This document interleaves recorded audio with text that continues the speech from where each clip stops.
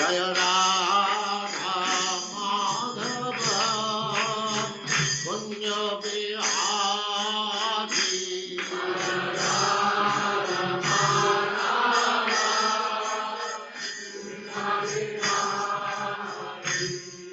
Jaya Radha Madhava Punya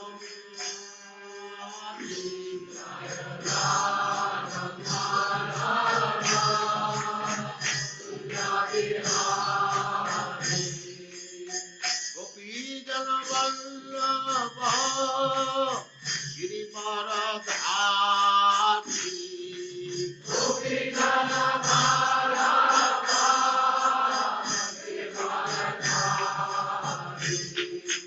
Gopi Jana Vallabha Girivaradhari Gopi Jana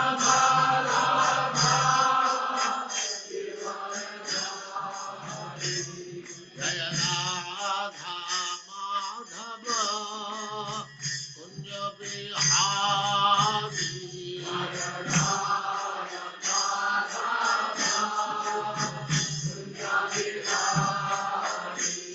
Jaya Radha Madhava Kunja Bihari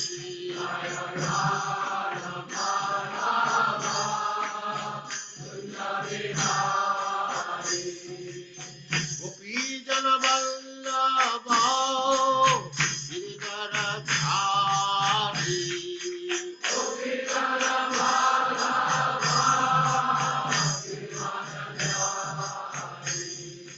Yashodanandana Braja Jana Ranjana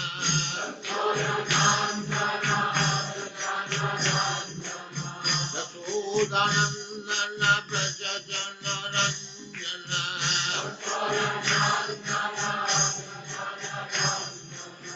Jamuna Tira Vanachari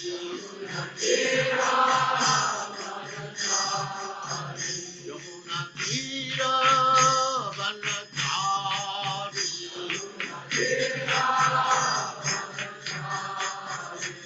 Jaya Radha Madhava Kunja Bihari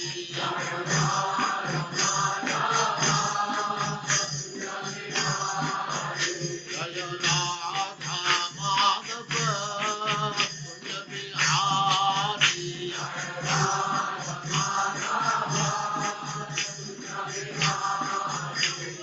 Gopi Jana Vallabha Girivaradhari Gopi Jana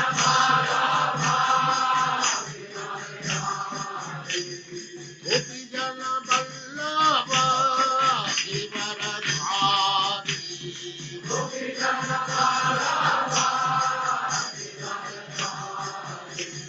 Yashodanandana Braja Jana Ranjana Yashodanandana Braja Jana Ranjana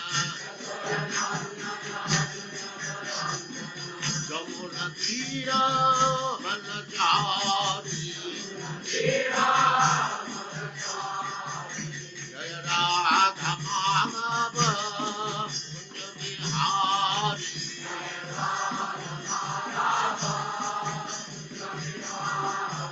Jaya Radha Madhava Kunja Bihari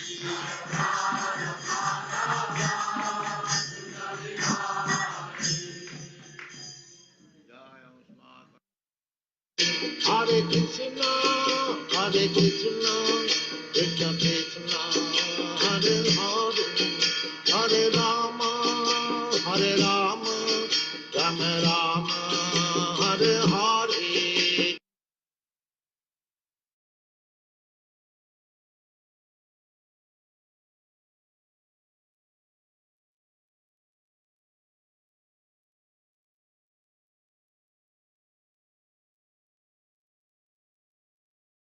Hare Krishna. Welcome all the devotees in line.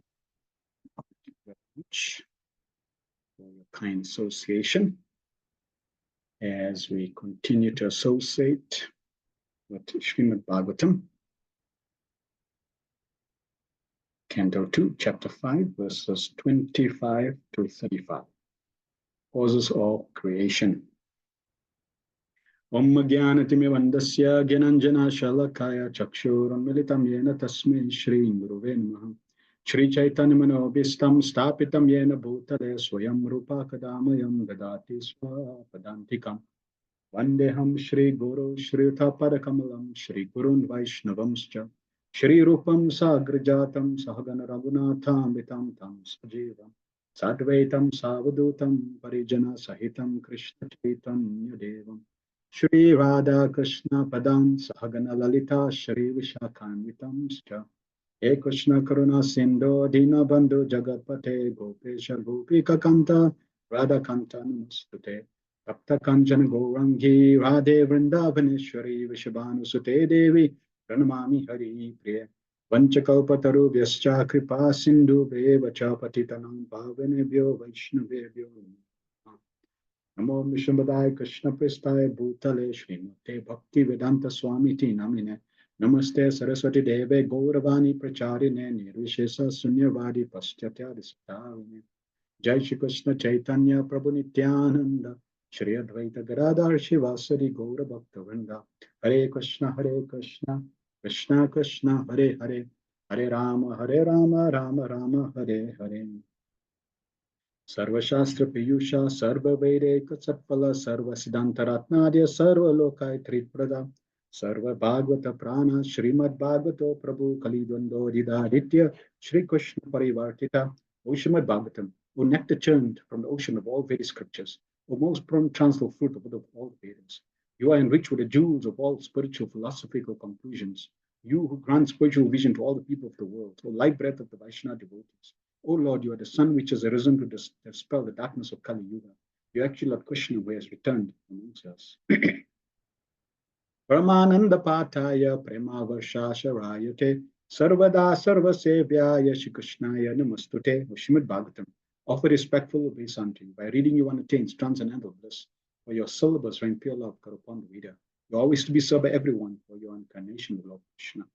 Madeka Bando Mad Sangim Mad Guru Mad Mahadana Man Nishtaraka Mad Bhagya Mad Ananda Namastute.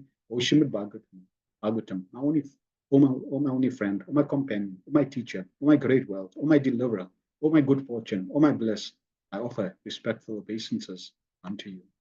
Asadu sadhu tadahin attini chochataraka anamuncha kada chinmam premna ritkatayospura. O Srimad Bhagavatam, O give us saintliness to the unsaintly, O uplift to the very fair fallen.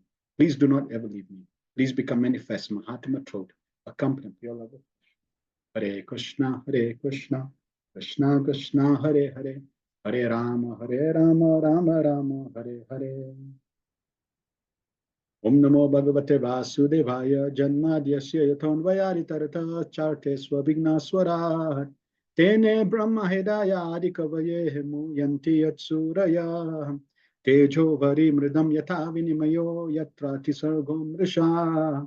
Damna Swena Sada Nirastakuakam Satyam Param Dhimahi. O my Lord Shri Krishna, Son of Vasudeva, O prevailing person of God, I offer my respectful obeisance to you. I meditate upon Lord Shri Krishna because he's the absolute truth and the primal cause of all causes of creation, sustenance, and destruction of the manifested universes.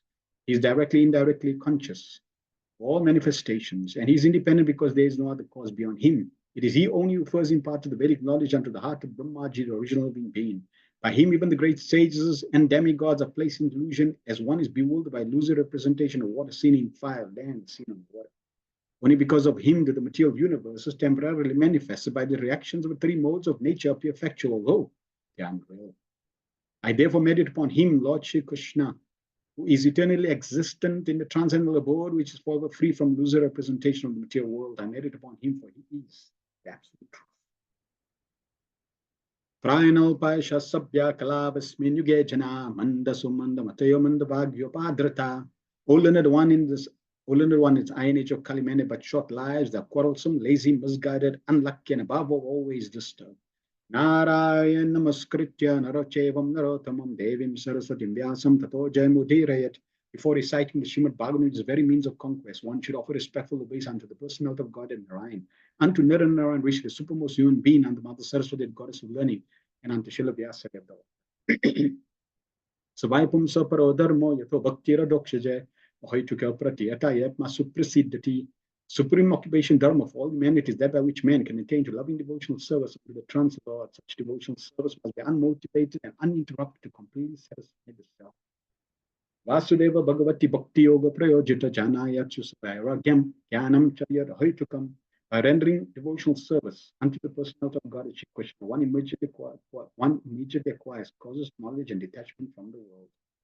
Vadanti tat tatvas tatvavidas tatvam yat gnanam advayam brahmeti paramatmeti bhagavaniti sabhyate. Learn the transcendentalists who know the absolute truth calls non-dual substance Brahman, Paramatma, Bhagavan. Shrushushodanasya Vasudeva Kata Ruchisyan Mahatsevaya Vipra Punya Tirtha Nishevanat. O twice born sages, by serving those devotees who are completely free from all vice, great service is done. By such service, one gains affinity for hearing the messages of Vasudeva. Shranvatam Swakata Krishna Punya Shravana Kirtana Ryaddanta Stoya Badrani Vidunati Suritsatam. Sri Krishna, the personality of Godhead, who is Paramatma, super soul in everyone's heart, and the benefactor of the truthful devotee, cleanses desire for material enjoyment. From the heart of the devotee is developed the urge to hear his messages, which are in themselves virtues when properly heard and chanted. Nasta prayashu badreshu nityam bhagavata sevaya bhagavatutam sloke bhaktir bhavati neshtiki. By regular attendance in the classes in the Bhagavatam and by rendering of service to the pure devotees, all that is troublesome to the heart is almost completely destroyed. And loving service unto the personality of Godhead, who is praised with transcendental songs, is established as an irrevocable fact. Etavan sankhya yogabhyam swadharmam parinishtaya janmalabha parapumsam ante narayana smriti. The highest perfection of human life achieved either by complete knowledge of matter and spirit, by practice of mystic powers, or by perfect discharge of occupational duty, is to remember the personality of God at the end of life. Akama sarva kamo va moksha kamo dharidi tibrena bhakti yogena yajate purusham param. A person who has broad intelligence, whether he be full of all material desires, without any material desires, or design liberation, must by all means worship the supreme whole personality of God. Om Namo Bhagavate Vasudevaya. Om Namo Bhagavate Vasudevaya. Om Namo Bhagavate Vasudevaya. We continue reading from Srimad Bhagavatam based on the teachings of His Divine Grace A.C. Bhaktivedanta Swami Srila Prabhupada, founder Acharya of the International Society for Krishna Consciousness. Hare Krishna and welcome. Let us cover any feedback from last week's verses 21 to 25, where we started the aspect of creation. Anything that caught your attention, please share that in the chat. And while you are sharing, all right, Sharina shared already. She says, Hare Krishna, please accept my obeisances and appreciation for the amazing classes. Thank you very much. Material world is repeatedly created and annihilated by Krishna. This material world exists because we want to lord it over the material nature. Yes. We turn away from Krishna and the spiritual world and try to exercise our free will to enjoy material nature. But our main goal is to re-establish our spiritual connection, aiming to satisfy the senses of the Lord through bhakti. Very wonderful. Yes. As we going through this aspect of creation, we need to keep this always in mind. Srimad Bhagavatam is revealing, sometimes they talk about forthcoming attraction. So in one sense, you could say this is also forthcoming attraction. Why? Because it repeats. Krishna is revealing to us that if you're not careful, this is what's going to happen.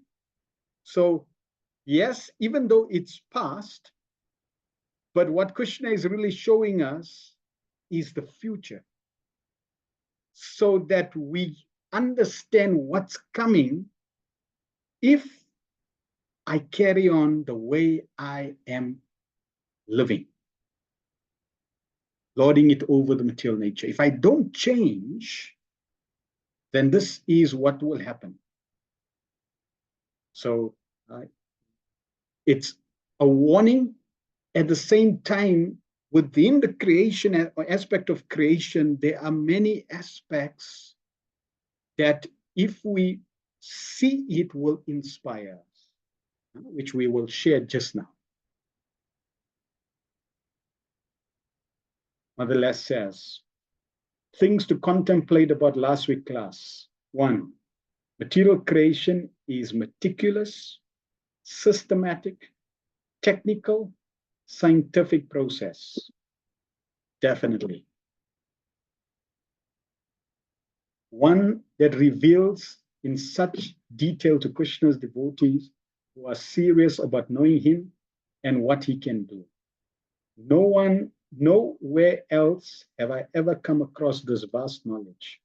I am amazed at how things come into being, manifestation, and to think this material world is only but a spark of Krishna's splendor. So there is one beautiful aspect, of few embedded in what Mother Lesh has shared. Yes. That first, it's no doubt amazing. Creation, it's fascinating. This morning I was, listening to a few videos in regards to how the brain is functioning, the neurons. And it's amazing. The scientists, they make it very clear. It's baffling. It's mind-boggling. 86 billion neurons that are firing in your brain, creating, working the body, functionings of the body, responsible for all your experiences, your feelings. It's amazing. They make it very clear that it's so complex, and they're trying to figure everything out, but at the same time, they know that it's just a fascinating creation. Because the more they get into it, the more revelation begins to manifest that, wow, this is like astounding. And that's just the brain. If you look at even the way nutrients are transported in your body, such a mechanical system of transportation that's working ceaselessly in this city of 9 gates. So when without holiday. So the more we get into this, we begin to understand this. Krishna is an amazing creator. And then they say, there's no creator. It's amazing. That's why Prabhupada says, in relation to Prahlad Maharaj's perspective to life, that yes, a devotee sees Krishna everywhere. And the atheist, he can't see Krishna. Even though Krishna is right in front of him in different ways, he says, no, God doesn't exist. And this is only a spark of Krishna's splendor. So just consider what the spiritual world is like. The glory of the spiritual world. The glory of your home. It's your house. It's where you stay, where you need to go back. Because we can say, right, it's a spiritual world. But no. Change the reference point. It's not just the spiritual world. It's your home. You belong there. And we are in this material world. It doesn't even bother to keep manifesting all the time. It just makes me wonder or crave to know what it must be like to be in a place of eternity. It's quite inconceivable and mind-blowing.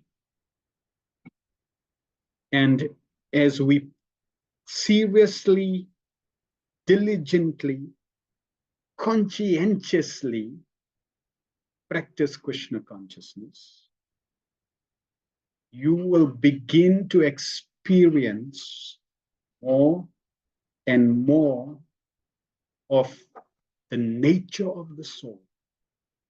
You'll begin to experience the eternality, begin to experience the knowledge, and you'll begin to experience the ananda.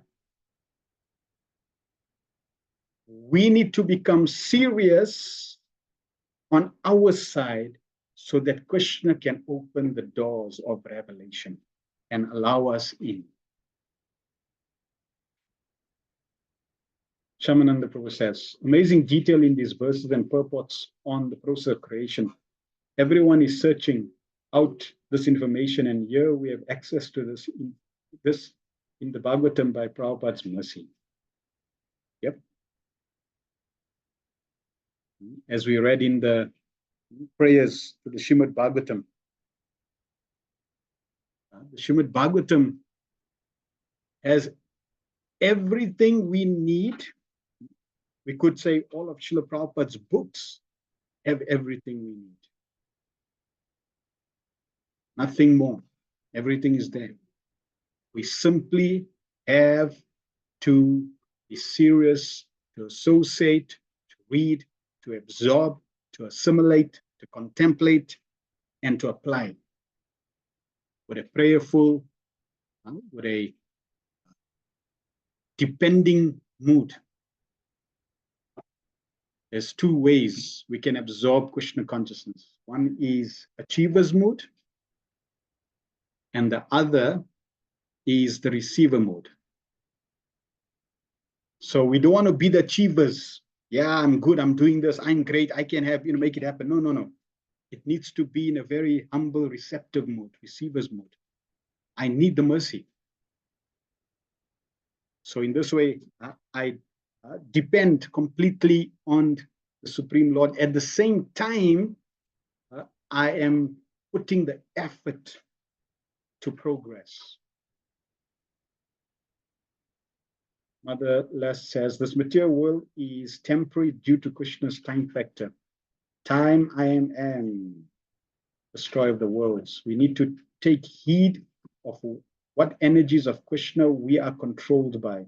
It's not just Maya, inescapable illusion, but it's layered controllers, because at the same time, we have Kala, another harsh, strong, unforgiving controller who drags us kicking and screaming, if need be, through time for the duration of the material manifestation over and over again. None of us can say, no, I don't want to become an old lady or an old man. We are quite helpless in the hands of Krishna's controllers of material creation. We need to take shelter of Krishna, devotional service and the rules without delay. That if we don't want to helplessly controlled and be dragged hither and thither through this temporary material existence, for every manifestation of creation over and over and over again, chewing the chewed. Yes, we have to heed. Bhagavatam is revealing. It's up to us. Do we want to heed? Do we want to hear and process? Or that's okay, because Krishna gives us the choice. Okay, up to you. Bhagavad Gita also, Krishna told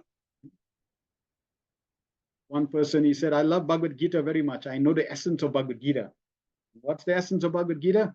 Krishna says, do whatever you want. No, that's not the essence. The essence is surrender to Krishna. But Krishna tells you, I have, like I told Arjuna, I've given you all the instructions. Now you can do as you wish. So Krishna is never going to force us. Yes, therefore the material nature will do as we so desire. We want to exploit, we'll get punished. If we want to surrender, we'll become free. Amavati and Nalini Kanta says, to realize the Supreme Personality of God at one is to purify the materialistic senses by devotional service. There is no other way, there is no other way, there is no other way. Yeah. We have to become purified. And what we have to become purified of? This entanglement that we have been caught up in. So how do we become purified? Srila Prabhupada has made it so easy. At the same time, it's not just, the process is simple. The destination is glorious, but the effort has to be put. Prabhupada in purport 25 says, therefore, sound is the subtle characteristic of the object. Similarly, sound, the sound representation of the Lord in terms of his characteristic, is the complete form of the Lord. So in terms of the creation, we ended up discussing how as creation is created, the first element that's produced is sound. So Krishna, through his flute, initiates Lord Brahma. Lord Brahma gets inspiration through sound. And everything is created through sound. So sound is the basis of existence. And sound is vibration. Therefore, you'll find in the material circles, they talk about everything being energy. And from sound, every other of the elements manifest. They just become grosser and grosser and grosser with different sense objects, or the aspects of sense objects manifesting in each layer, which we're going to cover today. So here Prabhupada in the purport is just connecting us that because sound is creating everything, with sound, we can reverse the whole process and become liberated. So therefore Prabhupada says, the father of Lord Krishna, as was seen by Vasudeva and Maj Dhritarashtra, the father of Lord Krishna and Lord Rama. Sound representation of the Lord is not different from the Lord himself, because the Lord and his representation in sound are absolute knowledge. Lord Chaitanya has instructed us that in the holy name of the Lord, a sound representation of the Lord, all the potencies of the Lord are invested. Thus, one can immediately enjoy the association of the Lord by pure vibration of the sound representation of his holy name. And the concept of the Lord is immediately manifested before the pure devotee. So one can immediately, that means right now, without any problem, associate with the Lord. How? By vibration of the sound, by pure vibration. That's the challenge. When we vibrate with all the noise of the mind as well. So when we vibrating, if I say Hare Krishna, you are hearing Hare Krishna, but in that Hare Krishna is inbuilt all the noise of the mind, the impurities of the heart, the reflection coming. So therefore, Prabhupada is making very clear, pure vibration. We need to hear and we need to chant purely. That is why hearing Prabhupada's kirtan is very, very powerful for purification. Why? Because he's chanting purely. And without that pure chanting, it does not open up this experience. So that's why we want to improve constantly, regularly, diligently, seriously our chanting. More and more and more and more. Many devotees, they keep a journal so that they can measure, they can monitor, they can see what's going on inside. They become introspective so that there's progress, they can monitor, they can deal with different issues, I can understand what's going on inside. Because we want to come to the state of chanting purely. Purity is the force that opens up the association. So the holy name is there. But what's backing the holy name? Are we chanting with motive? Are we chanting with different desires? So therefore, pure chanting of the whole, of pure vibration of the sound representation of his holy name. The concept of the Lord is immediately manifest before the pure devotee. A pure devotee, therefore, is not aloof from the Lord even for a moment. The holy name of the Lord is recommended in Shastra. Hare Krishna, Krishna Krishna, Hare Hare, Hare Rama, Rama Rama, Hare Hare. May therefore be constantly chanted by the devotee aspiring to be constantly in touch with the Supreme Lord. We may chant this mantra constantly by who? By a devotee aspiring. For what? To be in constant touch with the Supreme Lord. Why? Because they have realized they are in a mess. We are in the material world, separated from Krishna. And therefore, I need to be in association with the Supreme Lord to become purified, to reawaken the relationship, etc. So therefore, trying to constantly chant. So here's another aspect of trying to improve. One is the improving from a level of purity, and the other is improving from the level of consistency. No. Yes, regulation, consistency, completely, every time. Kirtana Sadhari, constantly. So we want to constantly chant. There was heard of one devotee. One devotee was sharing in the manner there was, they stay with the brahmacharis. So one brahmachari in the evening, they're sleeping, and one brahmachari in his dreams is chanting Hare Krishna, Krishna Krishna, Hare Hare, Ram Ram Ram. So the devotee was making the point that just see that because of the external practice of chanting, that chanting is now become so absorbed, even going to the subconscious, that now, even when the devotee is sleeping, it's chanting Hare Krishna. That's constant. That's absorption. So we need to aspire for that level. And even if it takes many lifetimes, few lifetimes, it doesn't matter. Because there's no loss or diminution. We're on the right path. That itself is glorious. That itself is a great achievement. To come to the shelter of Srila Prabhupada, that itself is the most amazing, astounding achievement. Then to be exposed to Prabhupada's purports, knowledge, that itself, again, is another milestone.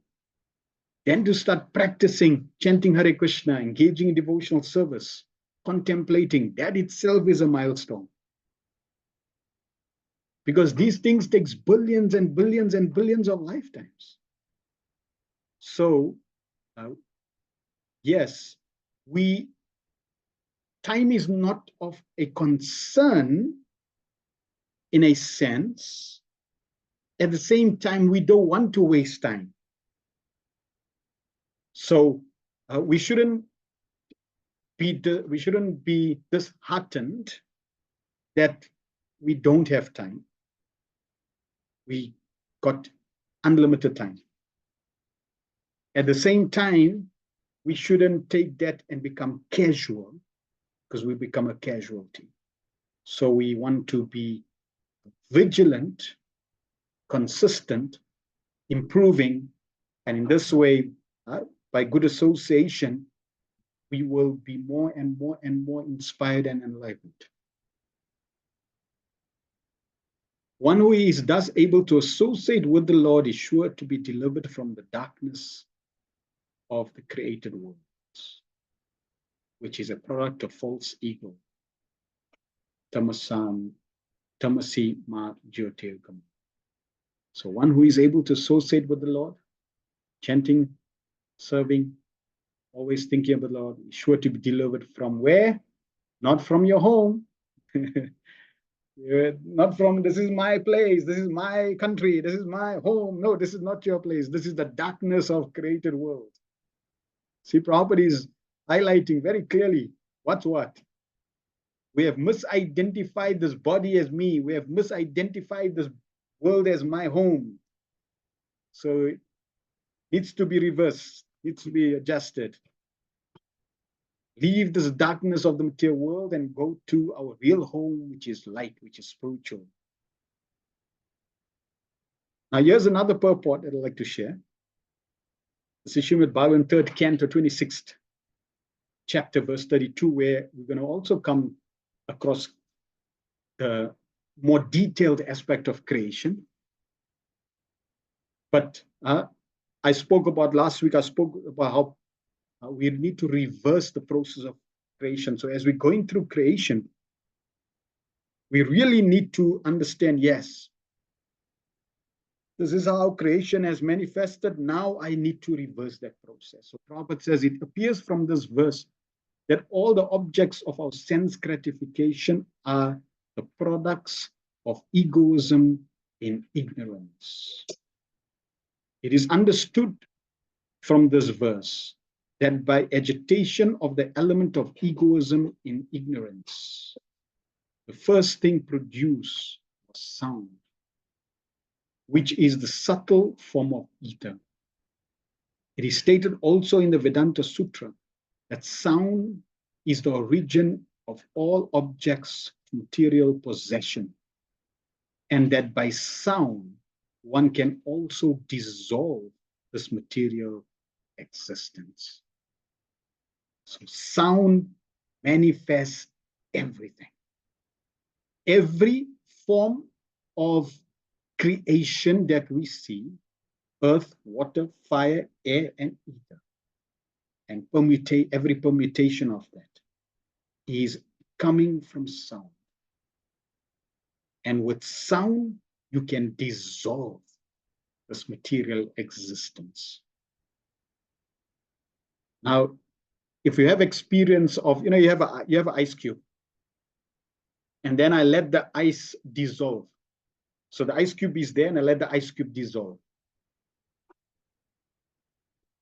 What can I learn from an ice cube that is dissolving?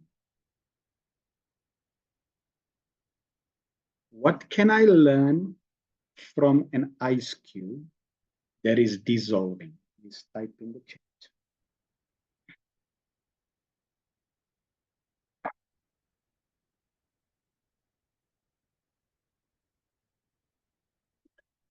What can I learn from an ice cube that is dissolving?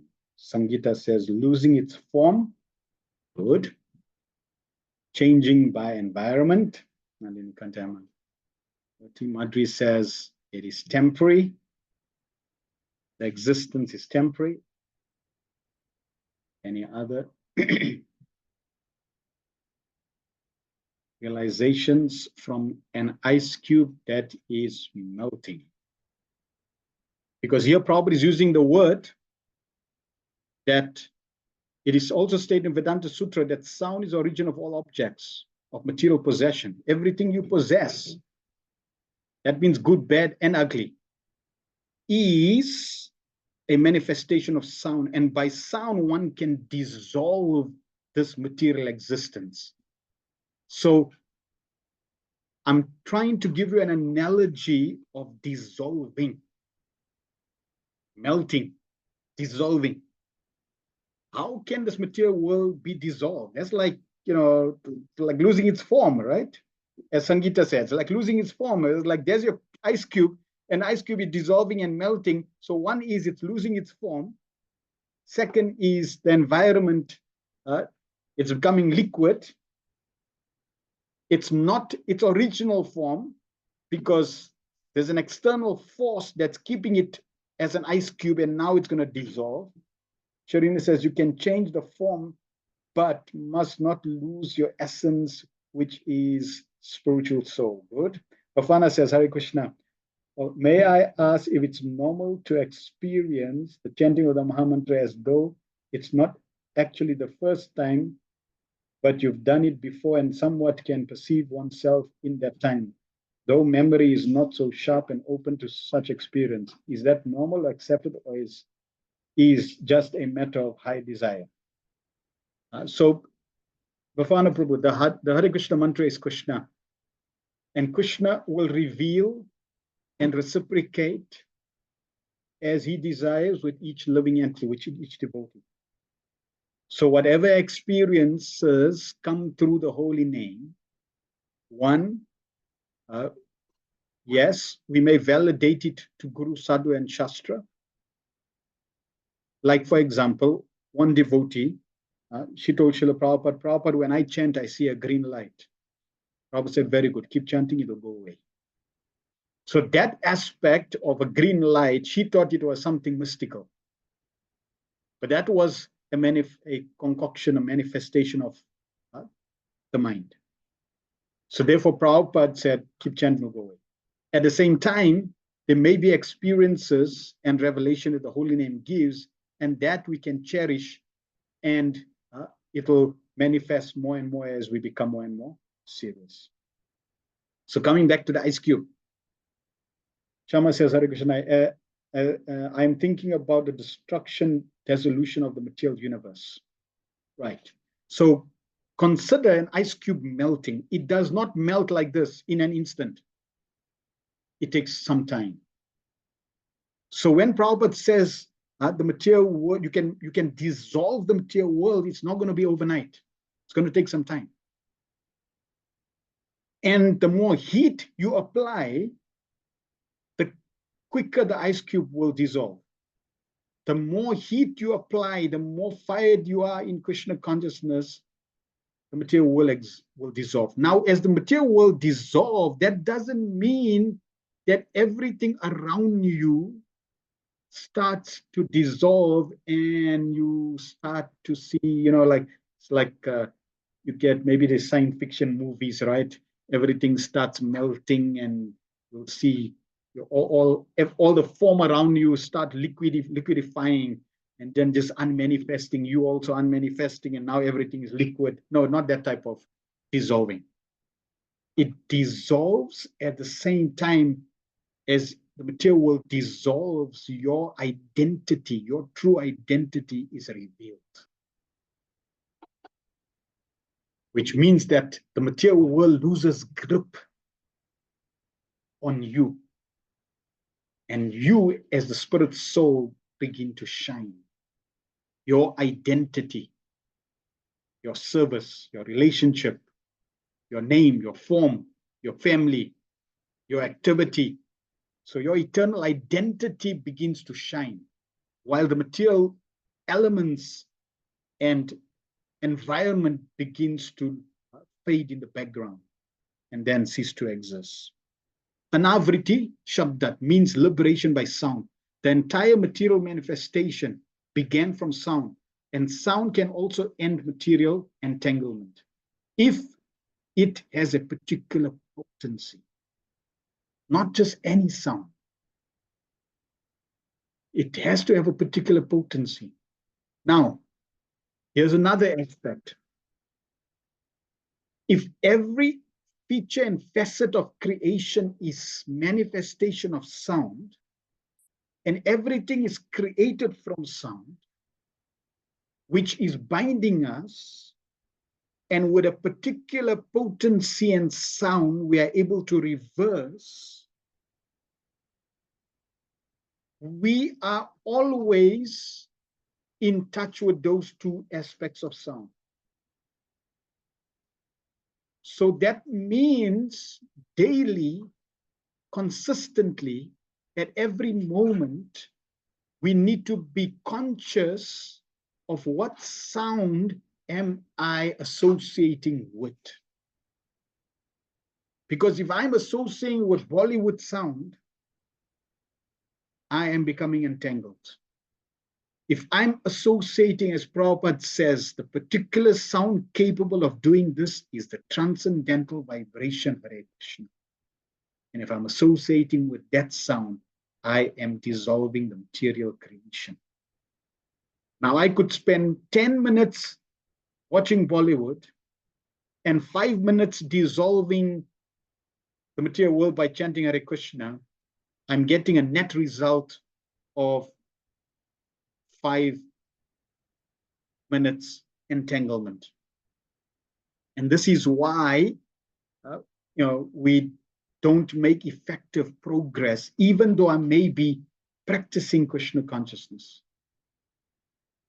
As Prabhupada gives the example, it's like lighting fire by putting water with one hand and fuel with the other. Now, it's not a problem if you're doing that, because at least you started chanting Hare Krishna, so that's one. But what you can do is reduce the quantity of water every day.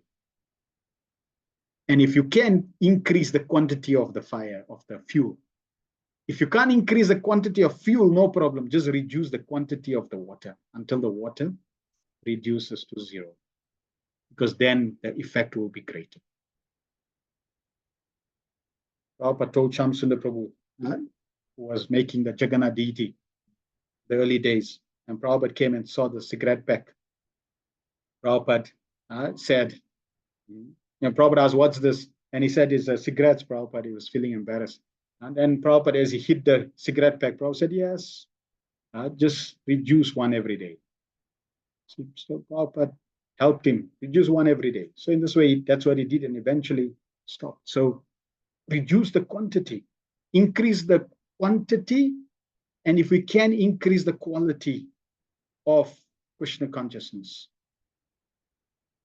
Our entanglement in material affairs has begun from material sound. Now we must purify that sound in spiritual understanding.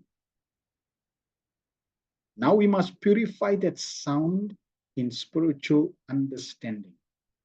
See, this is not going to be an automatic process. It requires contemplation. It requires understanding. We have to be introspective. We have to contemplate on these matters. There is sound in the spiritual world also. If we approach that sound, then our spiritual life begins. And the other requirements for spiritual advancement can be supplied. We have to understand very clearly that sound is the beginning of the creation of all material objects for our sense gratification. Similarly, if sound is purified, spiritual necessities also are produced from sound. Our spiritual necessities, that's whatever we need, is produced from spiritual sound. That's why we don't need to worry about endeavoring to get to the goal in terms of, I need these things to be perfect. No, all I need to do is apply the process diligently, which Prabhupada has given us. And if we do that diligently, seriously, then all the necessities unfold. All the necessities will be there. If Krishna is our Father, the Father already knows exactly your situation. And therefore, all we need to do is surrender to our Father. And then He will take care. Now, the surrendering process is not easy. Why? Because of all the layers of material complexity and unwanted desires, all the unwanted experiences, all the unwanted memories are all there. And they hinder our surrender. So we're going to continue. Last week, we went up to 25, 25, I think, verses. So we'll just recap and then continue. We try to cover as many of the verses in this section. So just to recap, Mahavishnu glances over the material creation. Now, as we're going through the material creation, in this glance, there you are. Let's say you are right there in the middle of the glance. You as the spirit soul. There you are. And I want you to pause yourself there. So now you pause yourself, and by some arrangement, you got stuck there. There you are. You got stuck right in the middle. And the rest of the living entities, karma, with karma, Subhava, time carried on, and creation started, and creation is manifesting, and everything is going on according to the process. And there you are, stuck for some reason. Now you look at everything in the material creation that's going on. You are different. You are separate. You are a spiritual energy, and everything that's in relation to the material world is material creation, it's material energy. And you who's stuck here is really meant to go technically up, but really up means Krishna conscious. This is Maya conscious, Krishna conscious. So we really need to be Krishna conscious. When we are Krishna conscious, we don't go down into the material energy. We don't go into the material energy. We basically come back into the spiritual realm. So we should understand that everything else that is a manifestation of material creation, all the sense objects, all, whatever you have in this material world, is basically all a product of mind. You are totally separate, totally different, totally unique, unchangeable, insoluble, invincible. Krishna gives so many qualities in Bhagavad Gita. Eternal, and you need to get out. Then as the Lord triggers, and when the Lord triggers the pradhan, there is a process that starts unfolding. And one element after another, one aspect after another begins to manifest. So once the pradhan is agitated, then Mahatattva manifests with the modes, mode of goodness. Then another aspect mixes with the mode of passion. Then ahankar, when the pradhan Mahatattva manifests in a mode of ignorance, ahankar is manifested. From the ahankar, goodness, passion, ignorance, the three presided, the three main gunas are manifested, and then different shaktis from there, jnana shakti, kriya shakti, divya shakti, that then creates further aspects of creation. So from mode of goodness, from ahankar you get goodness, and from goodness you get the mind and the 10 senses. From mode of passion you get life, air, and the 10 senses and intelligence, and then 5 objects or senses and the 5 elements that manifest from the mode of ignorance. To text 25. Tasmad api bhutader vikurvanad abun nava tasya matra guna sabdo lingam yad drishayo. From the darkness of false ego, the first of the 5 elements, namely sky, is generated. Its subtle form is the quality of sound, exactly as seer is in relation with the seen. So we covered this verse. We'll just Yep, so that's fine. We'll skip this.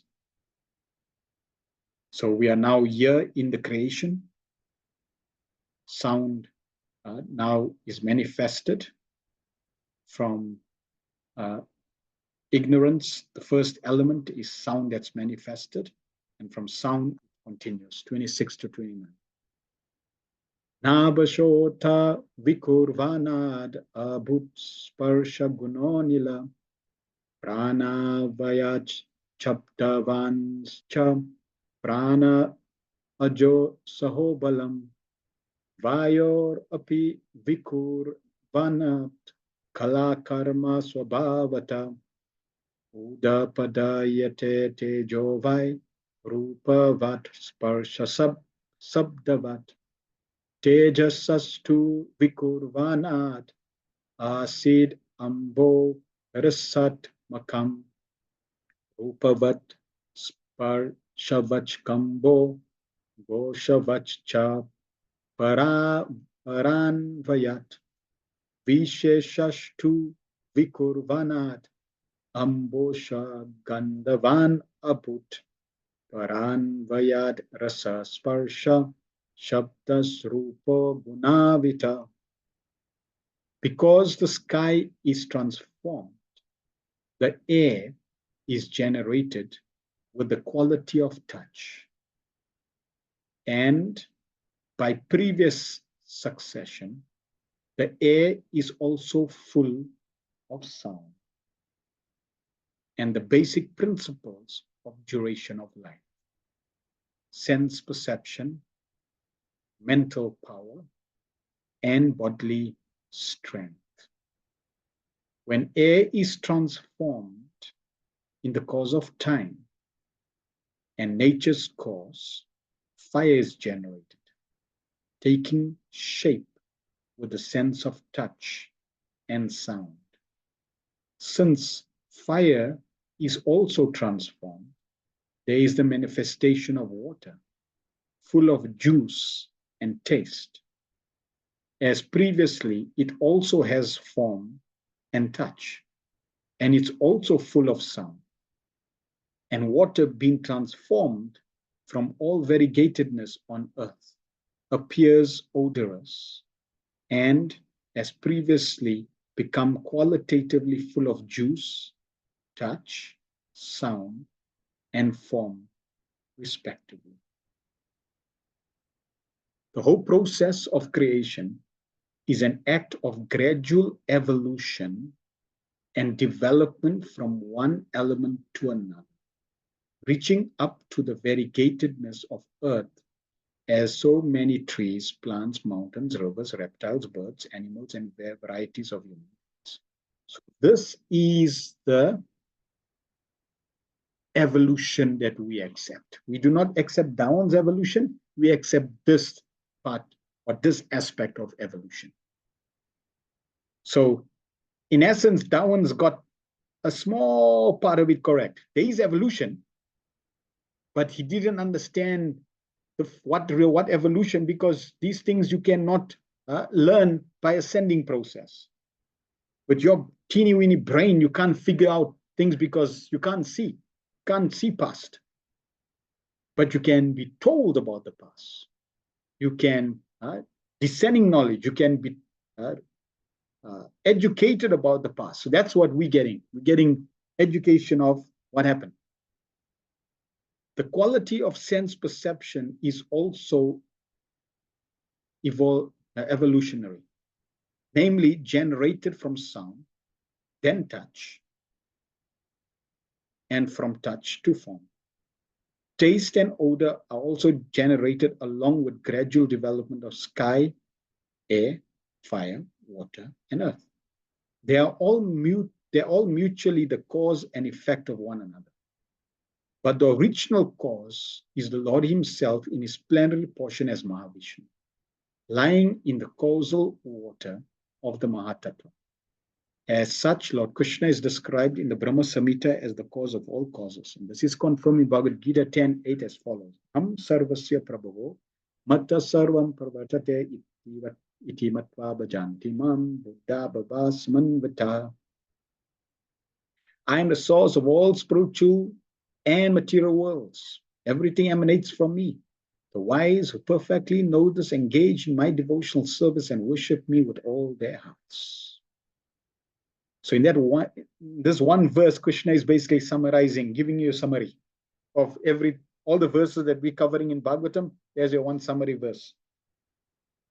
Because that's what Krishna does in Bhagavad Gita. In Bhagavad Gita, Krishna is giving the essence. He's giving you the verse. The expansion of that verse, of all the verses in Bhagavad Gita, is given in Bhagavatam. Here's an example of an expansion of a verse. Krishna says, I'm the source of all material and spiritual worlds. Everything emanates from me. So how is everything emanating from Krishna? Because we know Krishna expands as Balaram. Balaram expands as the Chaturvurya, 4 forms of Vishnu. Aniruddha, Pradyumna, Vasudeva, Sankarshan. From that Sankarshan expands again in another 4 quadruple Vishnu forms.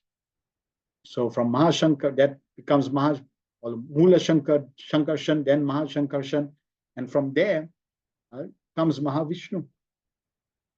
And then from Mahavishnu, creation starts. So when Krishna says, yes, I'm the source, he's correct. Lord Brahma also.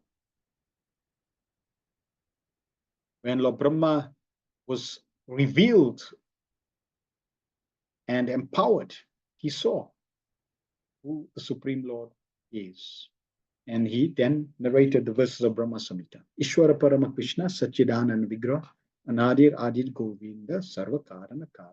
Krishna is Sarva Karana. He's the cause of all causes. The qualities of sense perception are fully represented in the earth, and they are manifested in other elements in lesser extent.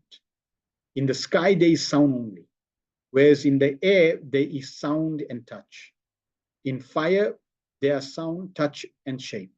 And in water, there is taste also, along with other perceptions, namely sound, touch, and shape. In earth, however, there are all the above-mentioned qualities with an extra development of odor. Therefore, on the earth, there is a full display of variegatedness of life, which is originally started with the basic principle of air. Diseases of the body take place due to dearrangement of air within the earthly body of the living beings.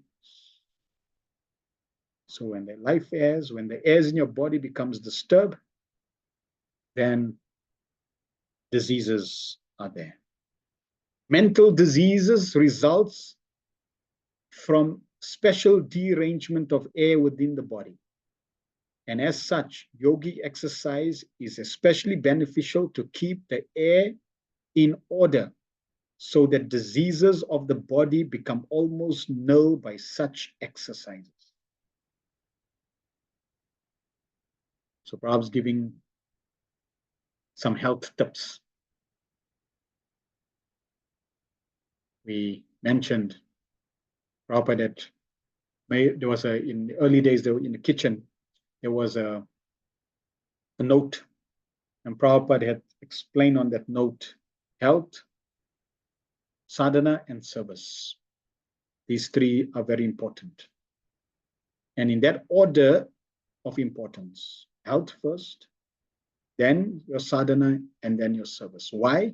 Because your service will have no potency or purity, or will become mundane without sadhana. And you will not be able to perform nice sadhana if you are in ill health. So we cannot neglect our health thinking, I'm not this body, it's all material. No. Health is very important for us to continue living in this body so that we can practice Krishna consciousness with vigor, vitality, good health.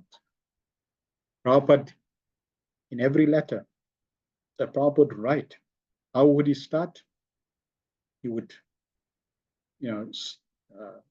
introduce, and then he would write, may this meet you in the best of health. And blissfully engage in Krishna consciousness. So health is there, and Prabhupada is giving some tips. Yogic exercise are very good. Because why? They manage the life airs in the body. Life airs can create havoc. Now, yes, we're not the body. We are spiritual beings. But the problem is we are the spiritual beings like dropped into the soup of material energies. And now we are drowning. So if you put the fire on of that soup, you're going to get heated up also because you're in the soup. So like that, we are impacted by the external environment, the elements around us, because we are caught up in it.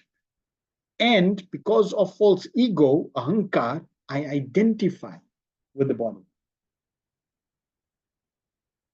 If the body gets sick, you're not sick. If your body gets flu, you don't have a flu.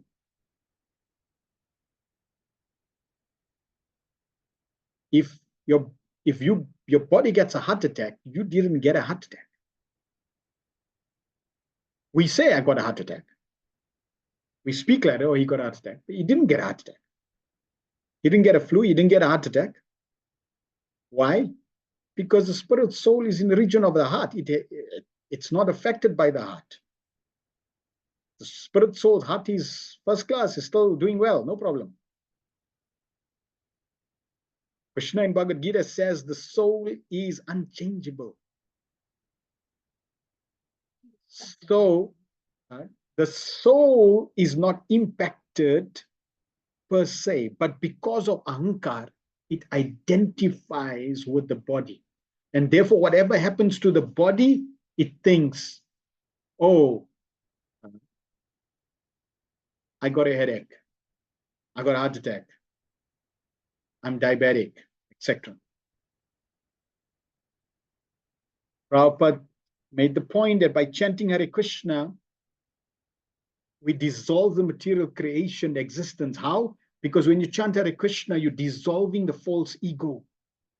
And the more the false ego gets dissolved, then your identity in relation to material creation and the body is getting dissolved.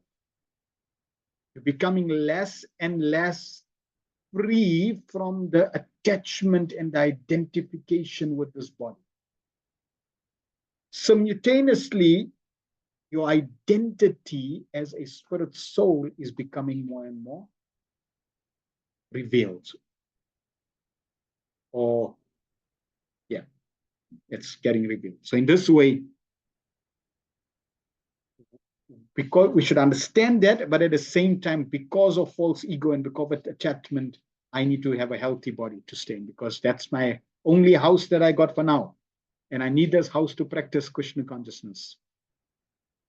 When they are properly done, the duration of life also increases. And one can have control over death also by such practices. A perfect yogi can have command over death and quit the body at the right moment when he is competent to transfer himself to a suitable planet.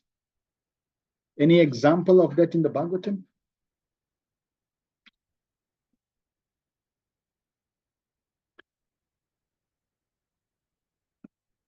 Someone who was a perfect yogi that could leave his body at any time, at the right moment.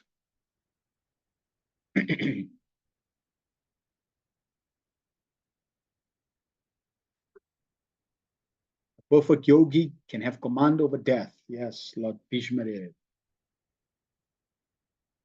When he is competent to transfer himself to a suitable planet, he was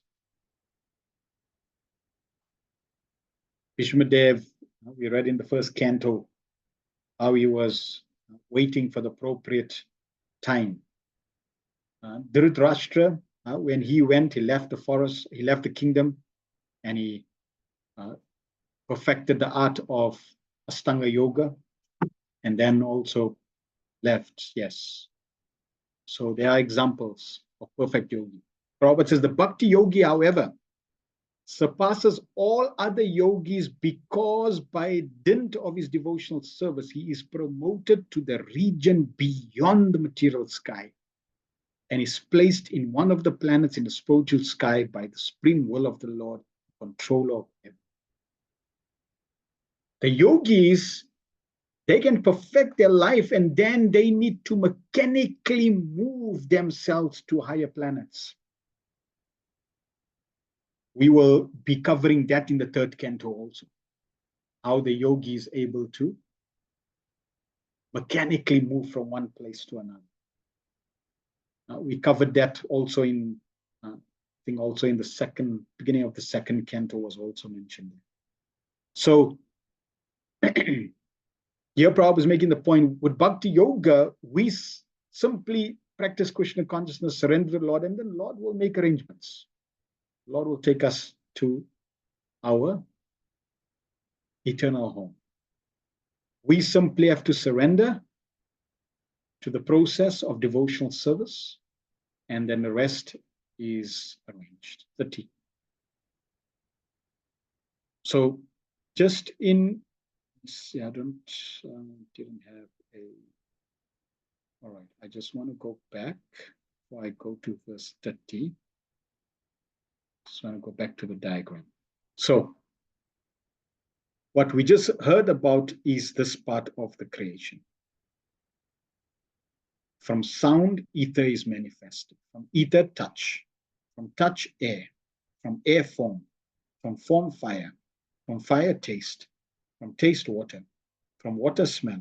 From smell, earth. So that's the process of creation. So now you'll notice earth, water, fire, air, and ether. They go from subtle to more gross. That's the one feature of these elements. Another feature of these elements is that each element has the attribute of the previous element. So ether has the element of sound. Therefore, you can only understand the existence of sound in ether. When air is created, you have another feature, another element, which is touch, that's created. Which implies that in air, I can experience touch and sound. That's why I can hear, for example, wind. I can hear the wind and I can feel the wind. Okay. I can't see the wind, I can't taste the wind, and I cannot smell the wind. Why? Because these aspects have not been manifested in air. With sound, I can't touch sound, I can't see sound, I can't taste sound, and I cannot smell sound. Because sound was the first element that was created. Once air is created, then form is created. And then fire. So in fire, I can hear fire burning, crackling sounds of fire. I can touch fire. And I can also see the form of fire. Fire is a beautiful form. So all three elements are in fire. Then from fire, taste is created and water is then. Now in water, I can hear running water. I can experience the running of water. I can touch it. Like in your tap, you can feel water. I can see the form of water. In its natural form is liquid. External form, it becomes steam and ice. And I can taste water. Krishna says, I'm the tasting water. So when you drink water, you can taste water. That's Krishna's taste. Then from water, smell is produced and earth is produced. Now in earth, there is sound. I can tap things and you hear sound. You can tap the earth and you can hear sound. You can hit a tree and you hear sound. You can touch and feel. Everything that you see, your cell phone is made of earth, you can touch. Tree, you can touch. It has a form. You can taste fruit. There's fruit in there. And then you can also smell flowers. So all these elements are in earth. Now, here is another aspect of this aspect of creation. You need earth to smell, in the sense that if the earth element is not there, you can't smell. Now, we can appreciate that more with, let's say, this part. Without water, you can't taste. You can't experience taste. So let me give you an example of your tongue. When you eat something, on your tongue, you have taste buds. And you're able to taste the different types of tastes, sweet, sour, pungent, etc., bitter, on your tongue. When you put sugar on your tongue, you are able to taste the sugar. But if you don't have water, you will not be able to taste. That's why your saliva is there. Saliva is wetting your tongue so that you can experience taste. If your tongue is completely dry, it's a specific type of disease. Somebody may have this illness where they don't have no saliva. So because they have no saliva, the mouth is completely dry, the tongue is dry, and because the tongue is dry, they can't taste anything. Even if they eat anything, they can eat chilies, no problem. They will not taste any issue. They will not have any issues with eating a raw chili. When it goes inside, yeah, then it may be a different story. But until, for the tongue, so just see how, these elements are also there to assist in experiencing these types of sense perceptions. So this is how creation is very, very wonderfully created by Krishna. Another aspect which is also interesting to appreciate, and coming back to the example of water taste on your tongue. So I eat a sweet ball. I bite a sweet ball. I'm experiencing the taste of the sweet ball. How? I bit into the sweet ball, the taste buds pick up the taste, it fires certain signals via the neuron network to the brain. The brain interprets it as a sweet ball, and it gets registered via the mind, which is then taking the signal to the brain, and it's getting registered. Oh, it's a sweet ball. And the brain says, it's a sweet ball. And with the sweet ball, there's an attached feeling. So thinking, feeling. That feeling is nice. Excitement, happy, because last time when they ate a sweet ball, it was nice. So now you get a feeling of happiness. And the brain says, oh, feeling happiness. Okay, I need to secrete happy hormones. So then it secretes happy hormones. And you begin to experience the tantalization of happiness in the body, which you as the observer is experiencing because of ahankar, attachment to the body.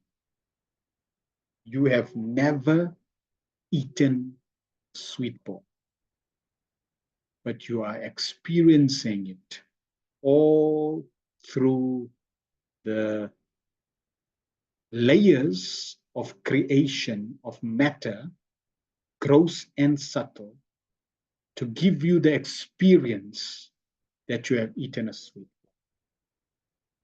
It's called a virtual reality, the matrix, Maya.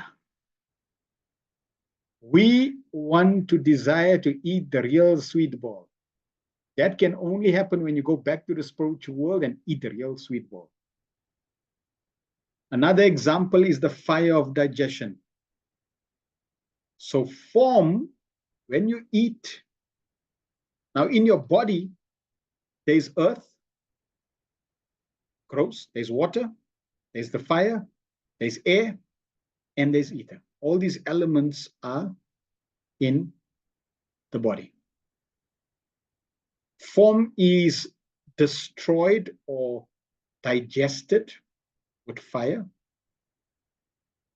You can sometimes hear the fire of digestion. It's bubbling, something's happening. So you can experience it.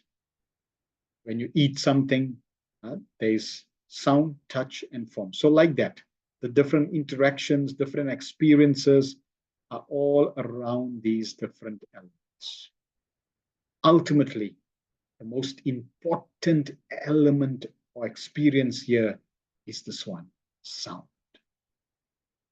I'm right here experiencing all these elements, but I need to keep focus on sound because I need to reverse this process to go back home, back to Godhead. 35.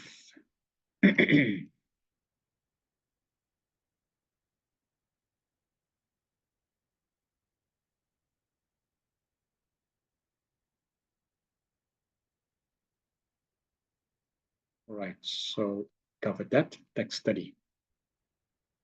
Vaikarikan mano jajne deva vaikarika dasha dik vatar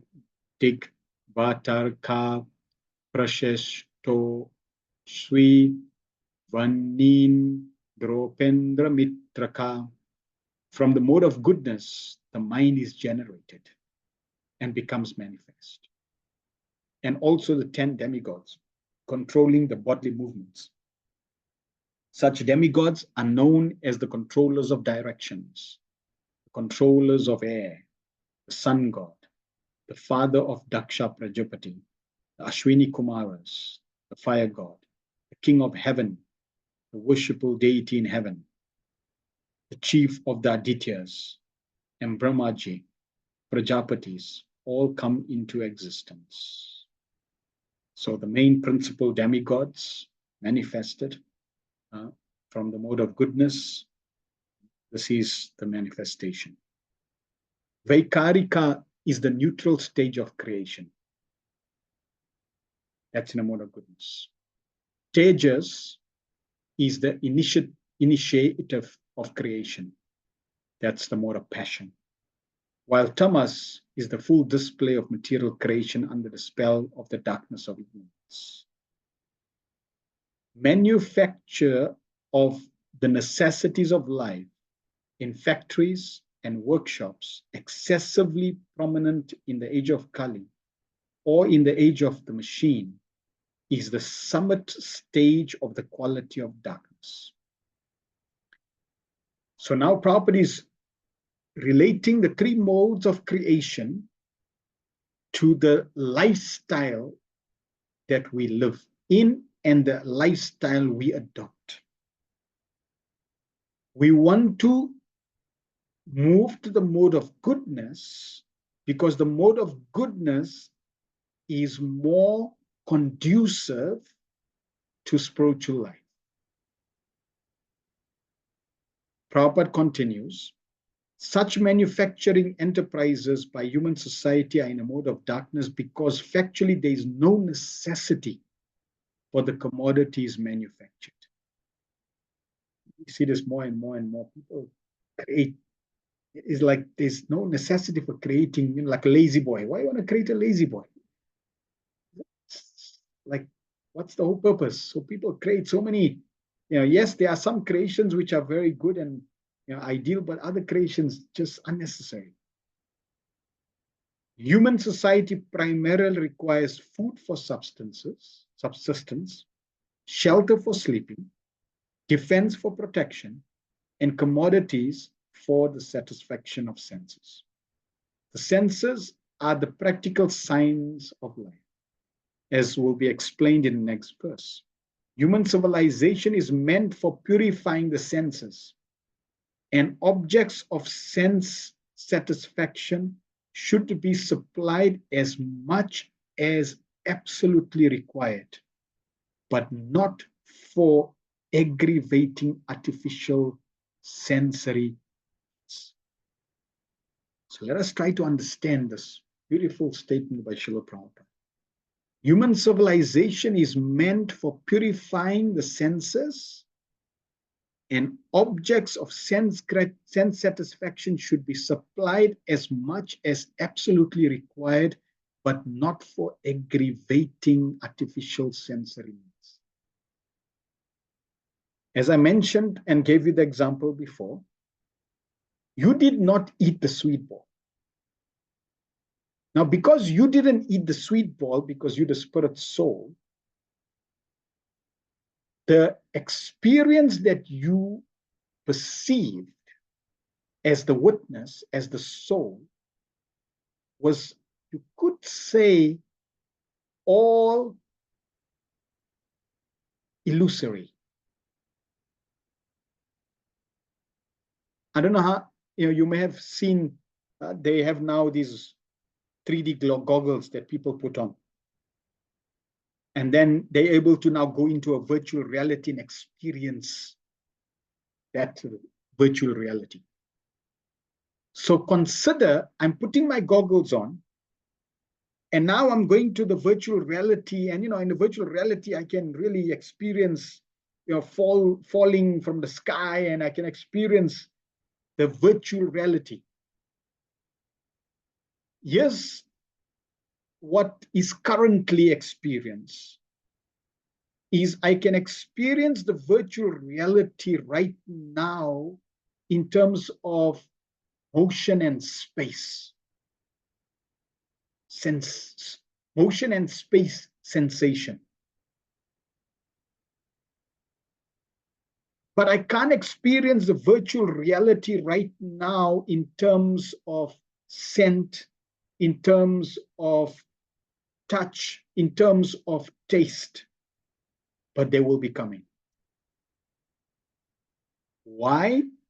Because right now I'm using the goggles to see.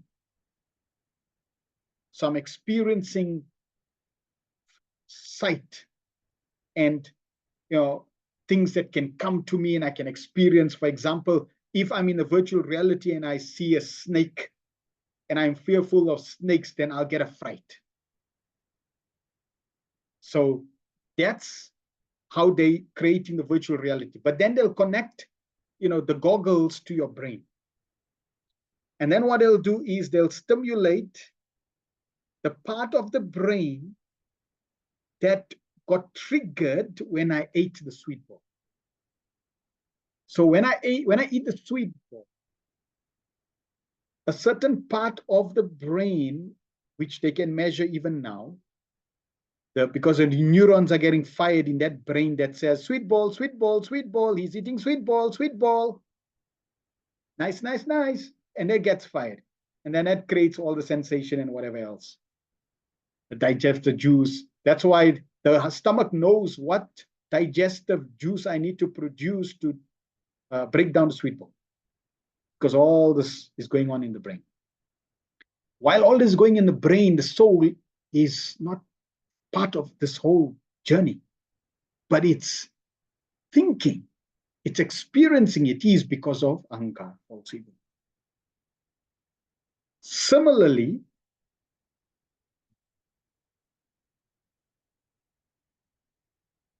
I think I forgot the main point I wanted to talk about. Let me just, the necessities. So I'm going to read the sentence again. Such manufacturing enterprises have been human society are in the mode of darkness because factually there is no necessity for the commodities manufactured. Human civilization meant for purifying the senses and the objects of sense gratification should be supplied as much as absolutely required, but not for aggravating artificial sensory needs. Right, I was explaining that point.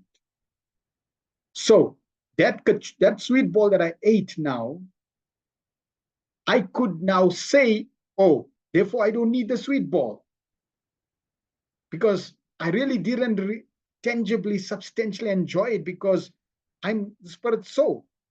It's all a whole virtual reality simulation. So therefore, no eating. Now my question to you is it true that you did not eat the sweet ball? You in the sense of you as the spirit soul. Your body and the mechanics of the body and all its neurons and networks and senses, etc., all acting to give you a sensation of eating was there. So in the chat, answer the question, is it true that you did not eat the sweet ball? If it's Maha, you ate it. Yes, it's true, the spirit soul did not eat. Okay, so let's take Hemavati and Nalini Kanta's point. If it's Maha, you also didn't eat it, because you did not take the Maha to the heart. And if you take, okay, let's take a Maha Mangal Sweet. That Maha Mangal Sweet is so big. And what's your size? 1/10,000, the tip of the hair. That Maha Sweet is Maha. it's a Maha Sweet compared to your size. It's too big to fit in your mouth right now. So even you didn't eat it. Yes, Shamananda Prabhu says the soul makes a choice to eat or not. Correct. Remember, desire is coming from the soul. So desire is there. But you didn't eat it. So here's a point that I'm trying to make so that I can link it back to what Prabhupada is making. So it's true that you didn't eat it. Even the Maha. Yes, the eating Maha benefits, adds to your spiritual bank account, but you did not eat that Maha because you're a spirit soul. So therefore, I can conclude that I did not eat the sweet. Would you agree?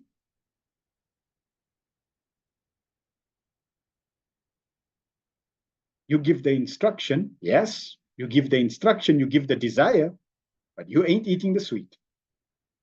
Rafana says, everything in regards to senses, we're not really eating. It's almost like Maria,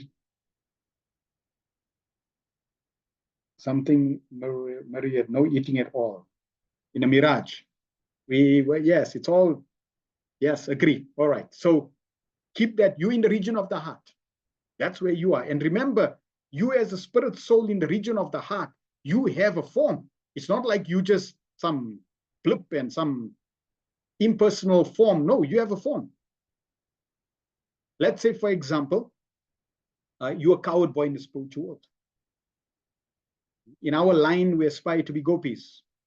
So let's say we, a Manjari, a gopi in the spiritual world, serving our previous acharyas.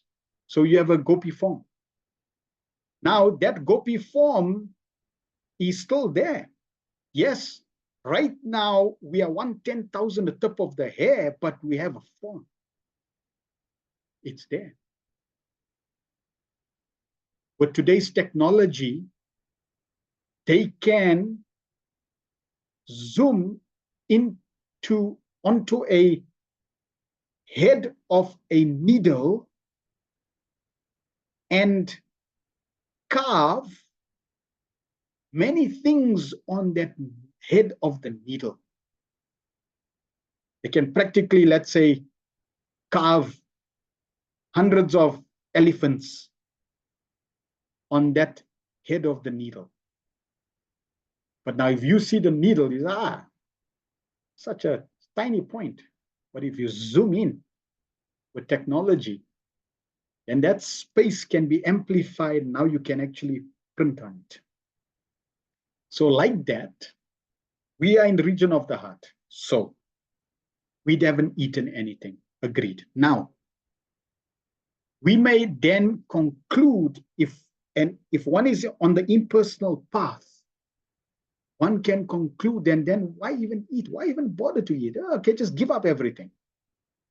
So the challenge with that is that the desires will not be given up. The desires will keep burning. And therefore, Prabhupada is making the point here, which is very important for us. Human civilization is meant for purifying the senses, and the objects of sense satisfaction, that sweet ball, should be supplied. So yes, Prabhupada is saying supply the sweet ball. No problem, Vidya, thank you. Nope. So the sweet ball should be supplied as much as absolutely required, but not for aggravating artificial sensory needs. So when we eat the sweet ball, it should be supplied. So here's the supplying factor. How do we supply it? First, offer it to Krishna. When you offer it to Krishna, now it becomes prasad, it becomes Krishna's mercy. It has a different potency, which will help satisfy your desire in terms of the mechanics of the virtual, artificial, sensory, ahankar need. Like, oh yeah, I ate a sweet ball, sure. Now I ate a sweet ball. That's all just like virtual, but you got some satisfaction. It does that. Secondly, it adds to your spiritual bank account.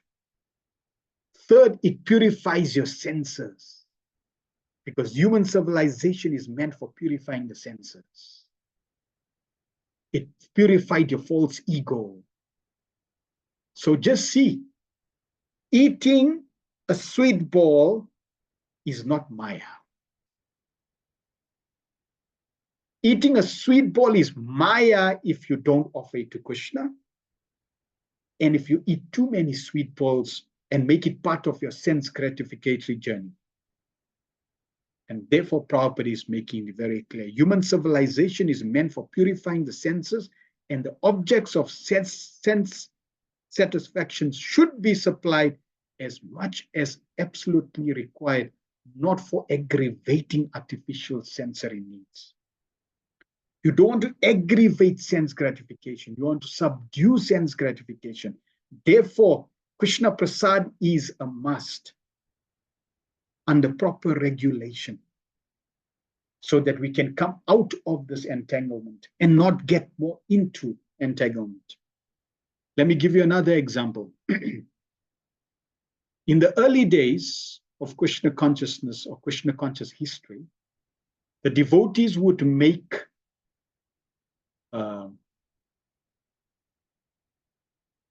ISKCON bullets, which Prabhupada, in the early days, Prabhupada had in 26 Second Avenue. Prabhupada Prabhupada had a jar which he kept right at the entrance of 26 Second Avenue. ISKCON bullets, gulabs, in nice juicy gulabs in sugar syrup. So the devotees, whenever during the day, excuse me, anytime the devotees wanted to have ISKCON bullets, they could go and eat. If somebody felt, yeah, Krishna Con's not for me, I'm going to bloop, I'm going to leave, they'll have to leave through the door. But when they're going through the door entrance, they'll see the jar of gulab jamans. And they'll think, let me have some. So then they pop some ISKCON bullets into their mouth, and nice. And it's like, yeah, Krishna is okay. So it's nice. I think I should stay. So in this way, that's how Prabhupada kept them. Give them ISKCON bullets. Now, we also have history in ISKCON where the devotees would make lots of ISKCON bullets, and then they have an eating competition. Some of them even had a throwing competition. So then they stand far, they throw the ISKCON bullets, and you must now catch it in your mouth.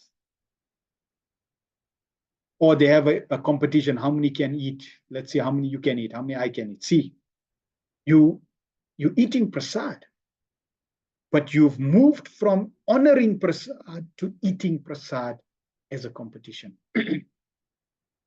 So the principle was to honor prasad, and Prabhupada is saying here, satisfaction should be supplied as much as absolutely required, not for sense gratification, not, you move, even though it's prasad, but you moved in the wrong territory, wrong direction. So therefore we should be careful. We find even in an act of devotion, Prabhupada is warning, devotees should be very careful, not just, not to go to restaurants and just eat because it's prasad. No. There should be some regulation, some restriction. Even prasad. What to talk about? Not prasad is completely, it's not going to purify your senses. Remember, Bhagavad Gita in the 3rd chapter, Krishna already said, one who eats food that's not offered first for sacrifice, verily eat only sin. So we don't want to eat sin, but we want to eat prasad at the same time as absolutely required, which means not like the Mayavadis who say stop eating because you're not eating anyway. You're in Maya. You're not eating anyway. You're a spirit soul. So just give up everything. No. That will be artificial and you'll never be able to advance like that. So you need to satisfy the needs of the senses, but in the proper way, just absolutely what's required, and don't aggravate the situation. Food, shelter, defense, and sense gratification are all needs in material existence. You need these things. You are in the material world. Even though you are a spirit soul and you're meant to be in the spiritual world, and yes, you are not part of this material illusion and reality and temporary existence, but it's all needed for you to keep peaceful so that you can become pure. Food, shelter, defense, and sense gratification are all needs in material existence. Otherwise, in his pure, uncontaminated state of original life, living entity has no such needs. Therefore, we should use everything in a Krishna conscious way for the purpose of self-purification, so that we can actually get to real enjoyment in relation with Krishna in the spiritual world. The needs are therefore artificial. And in the pure state of life, there are no such needs. As such, increasing the artificial needs, as is the standard of material civilization or advancement of economic development of human society, is a sort of engagement in darkness without knowledge. By such engagement, human energy is spoiled, because human energy is primarily meant for purifying the senses in order to engage them in satisfying the senses of the Supreme. So what is the definition of purified senses? Purified senses means that when you have purified senses, now you're not desiring your sense gratification. You're really desiring Krishna's gratification. When the gopis are making sweet ball, they are not making the sweet ball for their satisfaction. They are making, when they're churning yogurt, they're not churning yogurt for their satisfaction. They're churning yogurt for Krishna's pleasure. I hope Krishna comes and steals this yogurt. They're making it for the Krishna's pleasure. Why? Because they got purified senses. The Supreme Lord, being the supreme possessor of spiritual senses, is the master of the senses, Rishikesh. Rishika means senses, and Isha means master. The Lord is not the servant of the senses, or in other words, he is not directed by the dictation of senses. The conditioned souls or the individual living entities are servants of the senses. And because we are servants of the senses, when the tongue says, I want sweet ball, they're forced to eat a sweet ball. Because we are dictated by the senses. They are conducted by the direction or the dictation of the senses. And therefore, material civilization is a kind of engagement in sense gratification. It's really a world of sense stimulation. The standard of human civilization should be to cure the disease of sense gratification. And one can do this simply by becoming an agent for satisfying spiritual senses of the Lord. So we want to go from the disease of sense gratification to becoming an agent to satisfying the spiritual senses of the Lord. And how do we do that? Nectar Devotion says that what gives you pleasure, what stimulates your senses under the direction of the spiritual master can be offered to the Lord for his pleasure. That's one way. The other way is under the direction of the spiritual master, what pleases Krishna can be offered to Krishna. And in this way, by doing these things, we can cure the disease of sense gratification. Senses are never to be stopped in their engagement. Like I gave the example of the sweet ball. But one should purify them by engaging them in the pure service of sense gratification of the master of the senses. So don't stop eating that sweet ball because you didn't eat the sweet ball in the first place. But take that sweet ball, offer it to Krishna, and then eat it. This will satisfy your illusory stimulation, but more so it will please Krishna. Or you already pleased Krishna by offering it to Krishna, and then it adds to your spiritual bank account. And now it's becoming a spiritual activity that purifies you and takes you out. So that initial sweet ball bound you, and when you offer it, that same sweet ball liberates you. This is the instruction of the whole Bhagavad Gita. Arjuna wanted first of all to satisfy his own senses by his decision not to fight with his kinsmen and friends. But Lord Krishna taught him Bhagavad Gita just to purify Arjuna's decision for sense gratification. So yes, we're making the decision to eat. A desire is coming, therefore we take the consequence. This is what Bhagavad Gita also teaches. You may say, well, so if I have nothing to do with sweet ball, that means why should I get karma? Because as Shamananda Prabhu said, Shamananda Prabhu said that you gave the instruction, or Sangeeta said, yes, Shamananda Prabhu also said that the soul makes a choice to eat or not. So that choice, that desire, that instruction you gave, because you gave that instruction, because that desire came from you, you get the ramification, you get the result.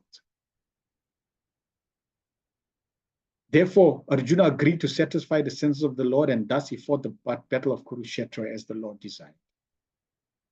The Vedas instruct us to get out of existence of darkness and go forward on the path of light.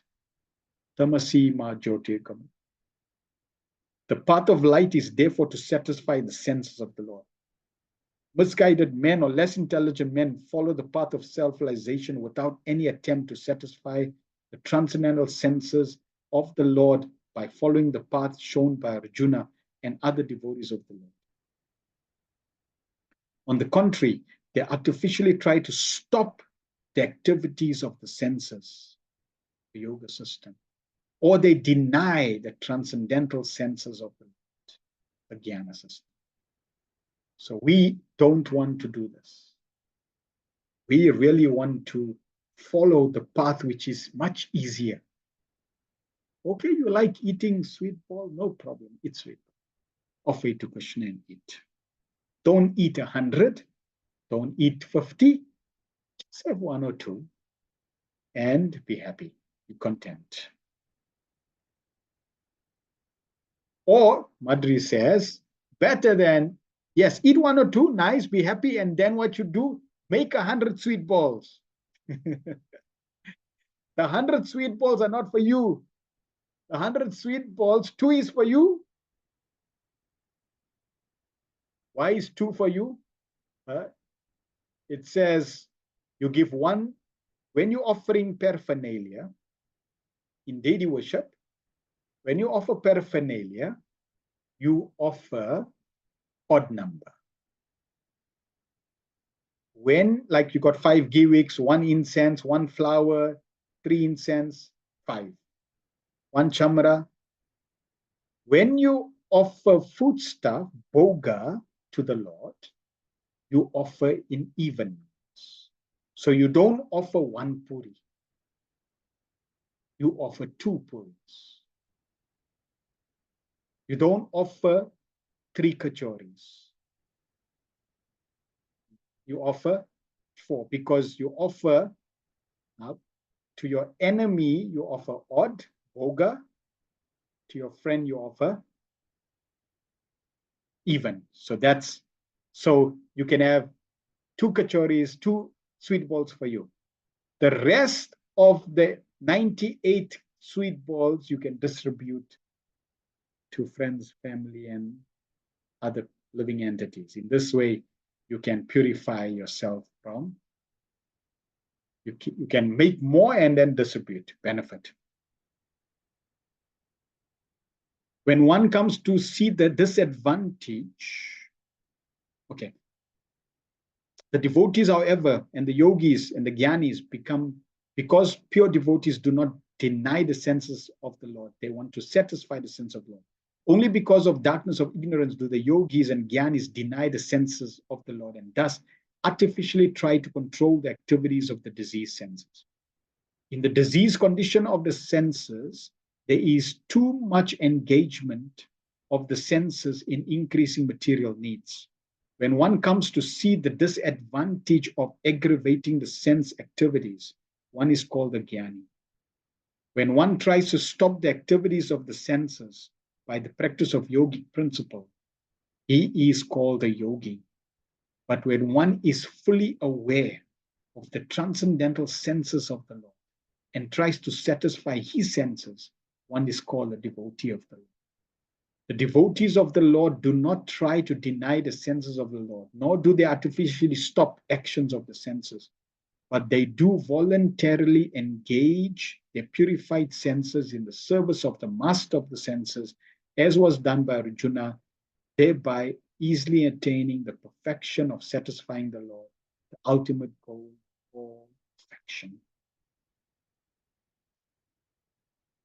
So, creation in the different modes, the mind, 10 sense devatas, demigods, are created in the mode of goodness.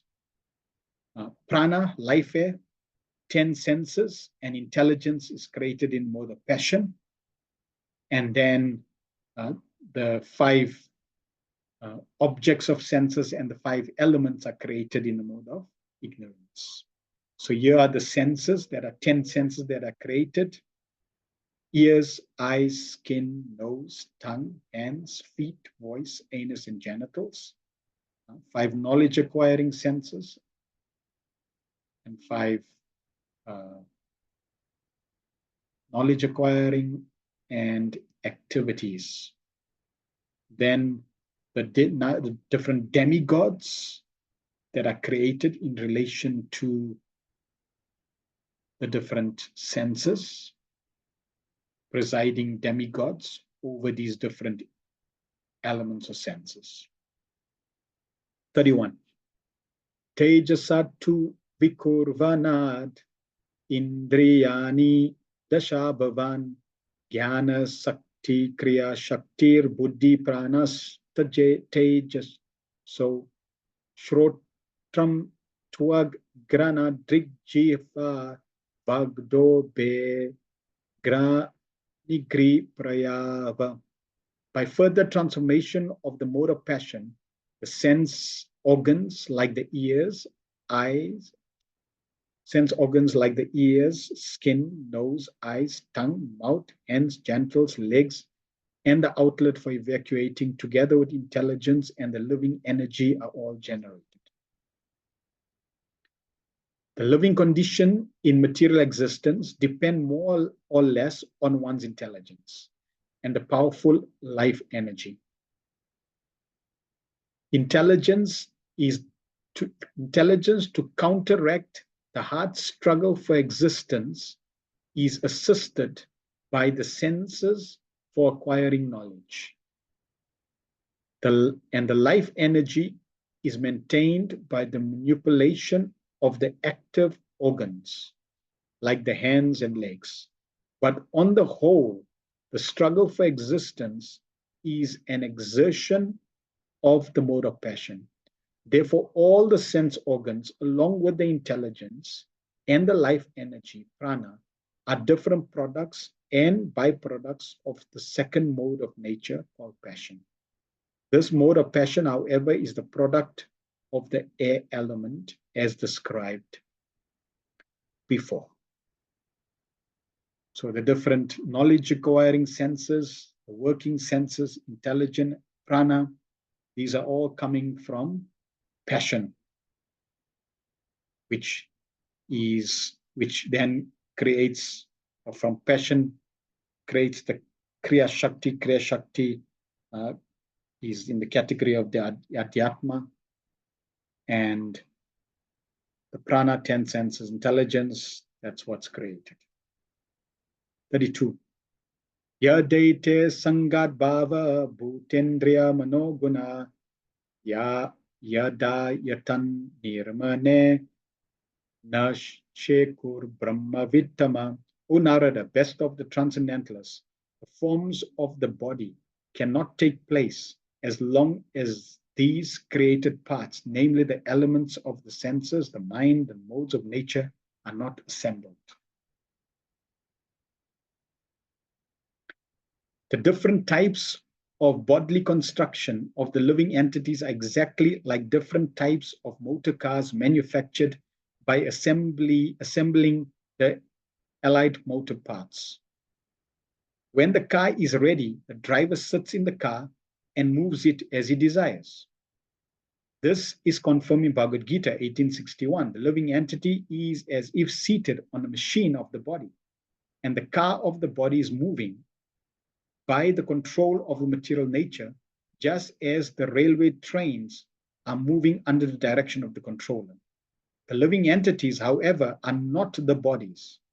They are separate from the bodily cars.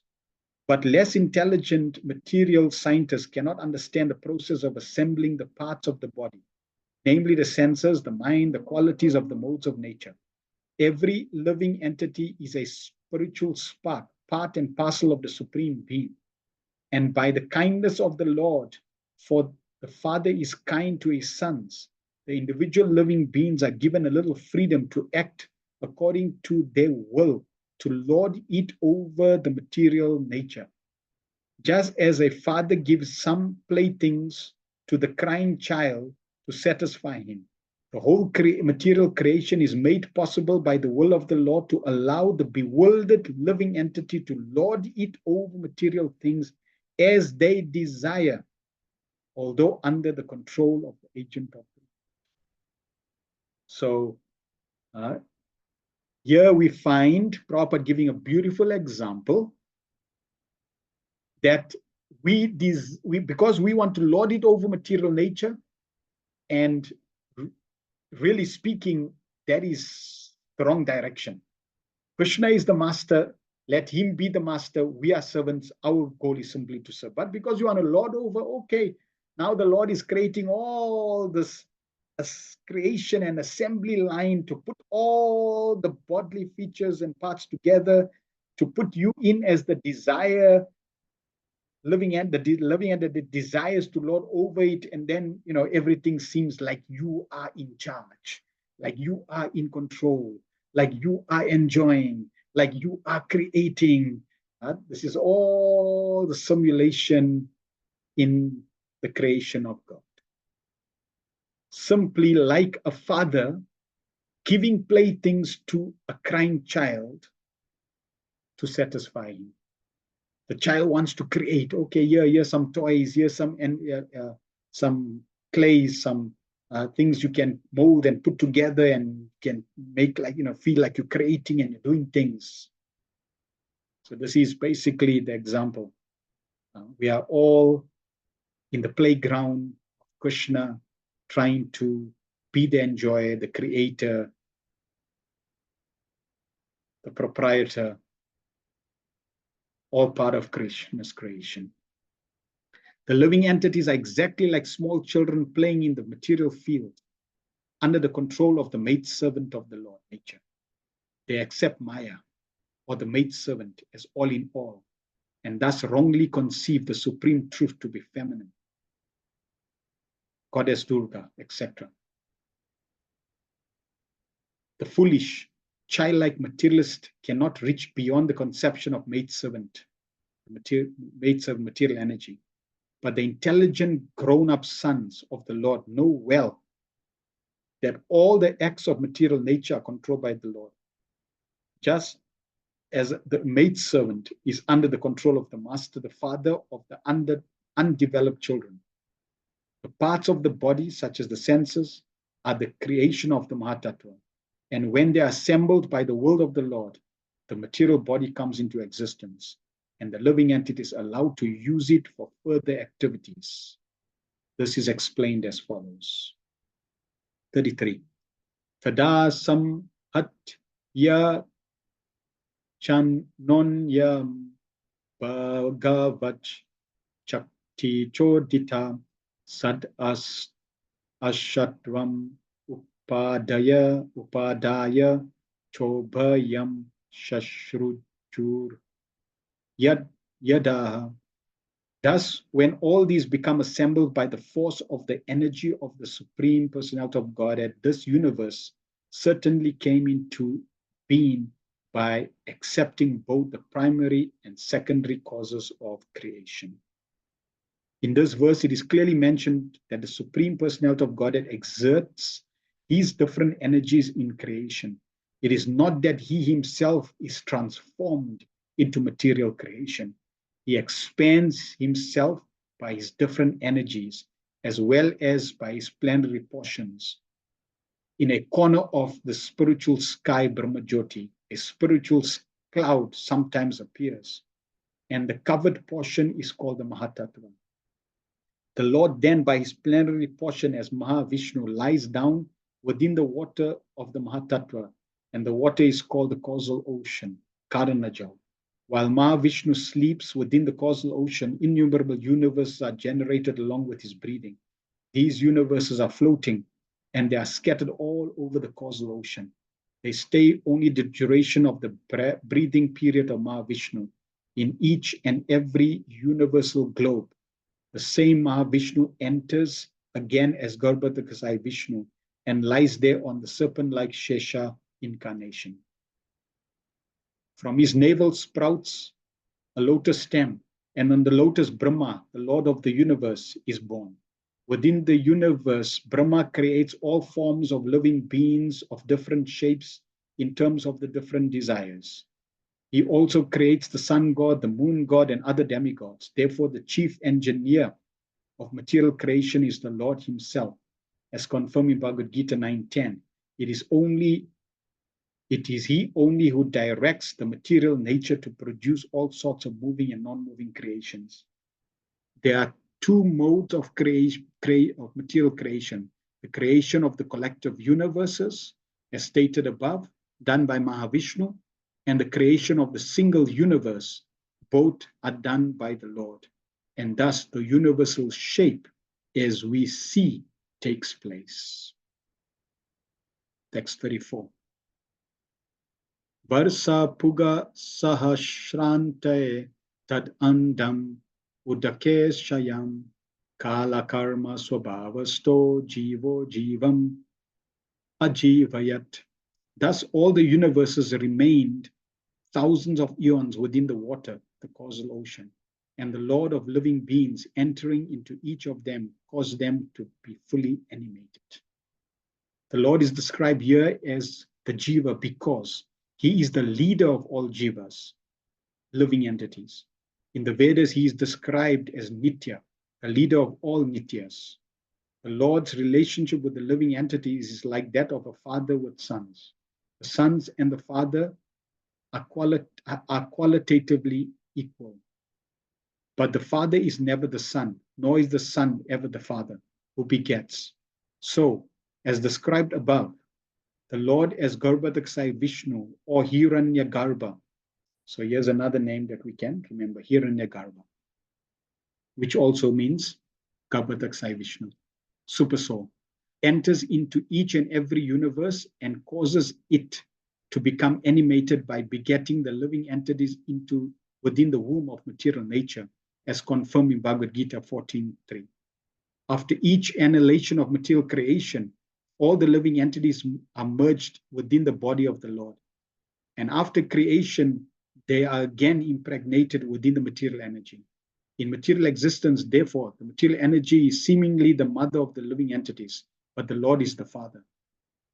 When, however, the animation takes place, the living entities revive their own natural activities under the spell of time and energy, and thus the varieties of living beings are manifested. The Lord, therefore, is ultimately the cause of all animation in the material world. So consider this example. This body is animated. Why? Because you are there, the spirit soul. Without you, the body will drop dead. It is dead, but it's getting animated simply because you are existing there. You are there as well as a Paramatma. The Paramatma is witnessing and sanctioning, but you are giving life to this body. Now, similarly, just as you are giving life to this body, Krishna as the principal super soul, primary super soul, Hiranyagarbha, he enters into the universe and everything gets animated, everything is working.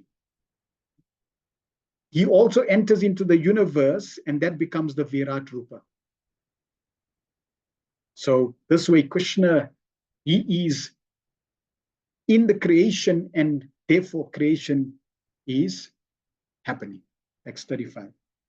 Sa eva purushash tasmad andam nirbi tya nirgata sahashro ravangri bhava aksha sahasrana shir savan.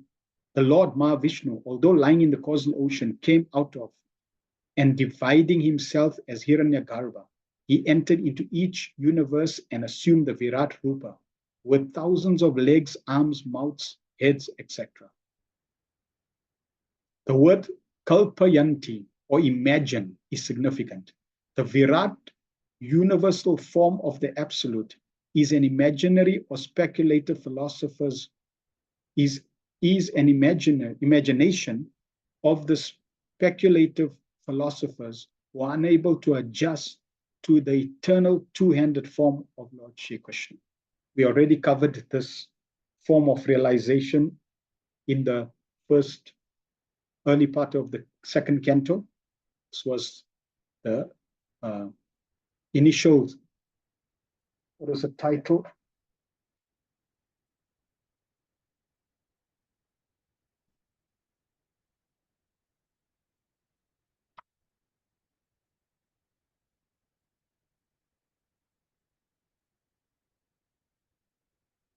First steps in God realization. So we covered this chapter 1. First steps in God realization. So this was part of the description of universal form. So this is where it comes in terms of creation, the process of creation. Although the universal form as imagined by the great philosophers is one of the features of the Lord. It is more or less imaginary. It is said that the 7 upper planetary systems are situated above the waist of the universal form, whereas the lower planetary systems are situated below his waist. The idea impressed herein is that the Supreme Lord is conscious of every part of his body, and nowhere in creation is there anything beyond his control. And thus ends these verses of creation up to from the time Mahavishnu glances and the elements become activated to Pradhan, Mahatattva, all the modes are created, the different demigod senses are all created. Then Brahma takes those, then makes the planets. Mahavishnu enters, supports. So in this way, with the primary creator and the secondary creator, everything we see becomes visible. Without the primary creator, secondary creator cannot create. So in this way, we are experiencing and hearing the creation at the same time as we see, as Prabhupada is describing creation, he is not just describing the creation like, we go to a biology classroom or science classroom, or if we go on the internet and we hear about creation, people will just talk about creation, minus you and minus God. But Prabhupada, he does not lose focus of the goal. While we're hearing the creation, we're not losing sight of the fact that firstly, it's because of us creation is created. It's because we want to lord it over material nature, Krishna is creating the creation. So that we can have a playground to fulfill our lording propensity, so that we can purify our life and return back to his supreme shelter with him and enjoy in the spiritual world. So it's Krishna's mercy. Creation is there so that we can purify our senses. This is human civilization, and Prabhupada has shared beautifully how we can purify our senses, not exaggerated, not overextended, not binding, but still satisfying our needs in Krishna consciousness, so that we can stay in the material world happily, healthily, in a healthy way, practice Krishna consciousness, be happy in Krishna consciousness, perfect our life, and return back in the eternal service of Krishna. Vantaraj Srimad Bhagavatam ki jai, Srila Prabhupada ki jai, Itai Go Pramanande Hari Hari. Any questions or comments? Mafana says, oh God, so much, if not all, is phantasmagoria. And now what it is. I've learned all layers of human creation via the medium of sound, dissolving material engagement by potency of sound, in particular the Hare Krishna Mahamantra, not increasing quantity as opposed to quality. Objects, if senses reduce so as to not aggravate sense gratification. I almost concluded in frustration that there therefore is no need to eat. Yes, we have to be very careful of that trap. Until you offer food to Krishna to satisfy the soul. To understand Prabhupada's purport, one needs association or devotees whose intelligence is advanced in Krishna consciousness. It's exciting to also understand the concepts of knowledge coming down, not really condescending, otherwise our brain is honestly little. I thank you all, and particularly Shinanda Prabhu, for the college and classes. Hare Krishna. Thank you very much, Bafana Prabhu, for your feedback and association. Yes, and I would have preferred, these classes to be live with everyone there in terms of, in fact, we were doing this in Lens every Saturday before COVID hit. Now, yes, it can extend, to others, but live discussion is also very good because we may have different realizations.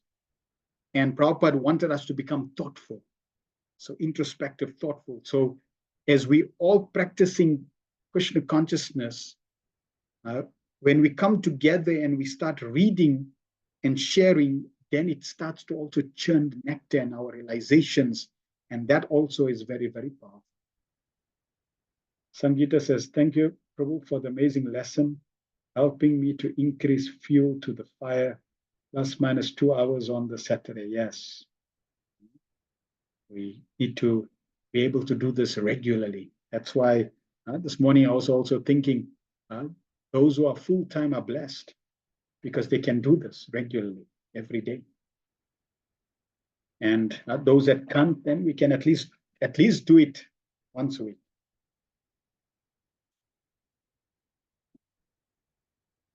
Now, at least we're doing it once a week, but now you can also do this in a small group, whether it's one-to-one, or even in your own mind on a daily basis. So like tomorrow, some points that Prabhupada put that had in his purport, like Bafana shared some of these points, right? So these are like, what, far out, it's like Prabhupada's making the points and giving us revelations and like amazing. So we can contemplate on those points even tomorrow, next day, and next day. While you're showering, while you're walking, while you have time, you can bring these points up and start contemplating. Yeah, it's true. I didn't eat that sweet pork. Yet I'm thinking I'm eating the sweet pork. It's like far out. Krishna's creation is just amazing. So that way you start thinking, you start contemplating, and more realizations will come. That way we are now doing it regularly. Hemavati Radhika and Nalini Kanta says, thank you for the beautiful class. We really appreciate the first class presentation. The slides are fantastic with most beautiful pictures of Krishna. Srila Prabhupada's purports were so powerful. Real Maha is hearing this Amala Srimad Bhagavatam. Thank you for making learning for us so nice. Yes. The nice pictures are there, created by Madri, and they dare to also get our mind absorbed, focused. Last week we at the temple we heard Prabhupada talking about deity worship, and Prabhupada was saying the deities are there to create impressions. So when we dress the deities nicely, then nice impressions are created, and then we'll keep looking at the deities. We take a photo, we keep looking at the deity, we keep looking at deity. We appreciate the beautiful deities, we appreciate the Lord's mercy. It creates an impression. So these impressions are now created. Similarly, having nice pictures, it's creating an impression. It's like this nice, beautiful picture behind Krishna hugging. It's like Krishna hugging the calf. Krishna, please hug me. So we're creating the impression. And more impressions are created. It's purifying the previous impressions in our chitta. And this helps us become more and more Krishna conscious. Mother Lash, Hare Krishna, thanks for the Krishna Katha. Such technical knowledge, difficult to digest in one read. Yes, therefore we have books to keep reading. Thanks to Srila Prabhupada. Shamananda says, Hare Krishna, thank you very much. Really wonderful class. Lots to think about and contemplate on. Thanks for using the sweet ball example to explain few things, and to Mataji for reminding us just to have one or two sweet balls and distribute the rest, so benefit others. Yes. Sankirtan becomes more relishable when we taste and share. Ki Jai. Vantaraj Bhagavatam Ki Jai, Srila Prabhupada Ki Jai, Nitai Go Pramanande Hari Hari.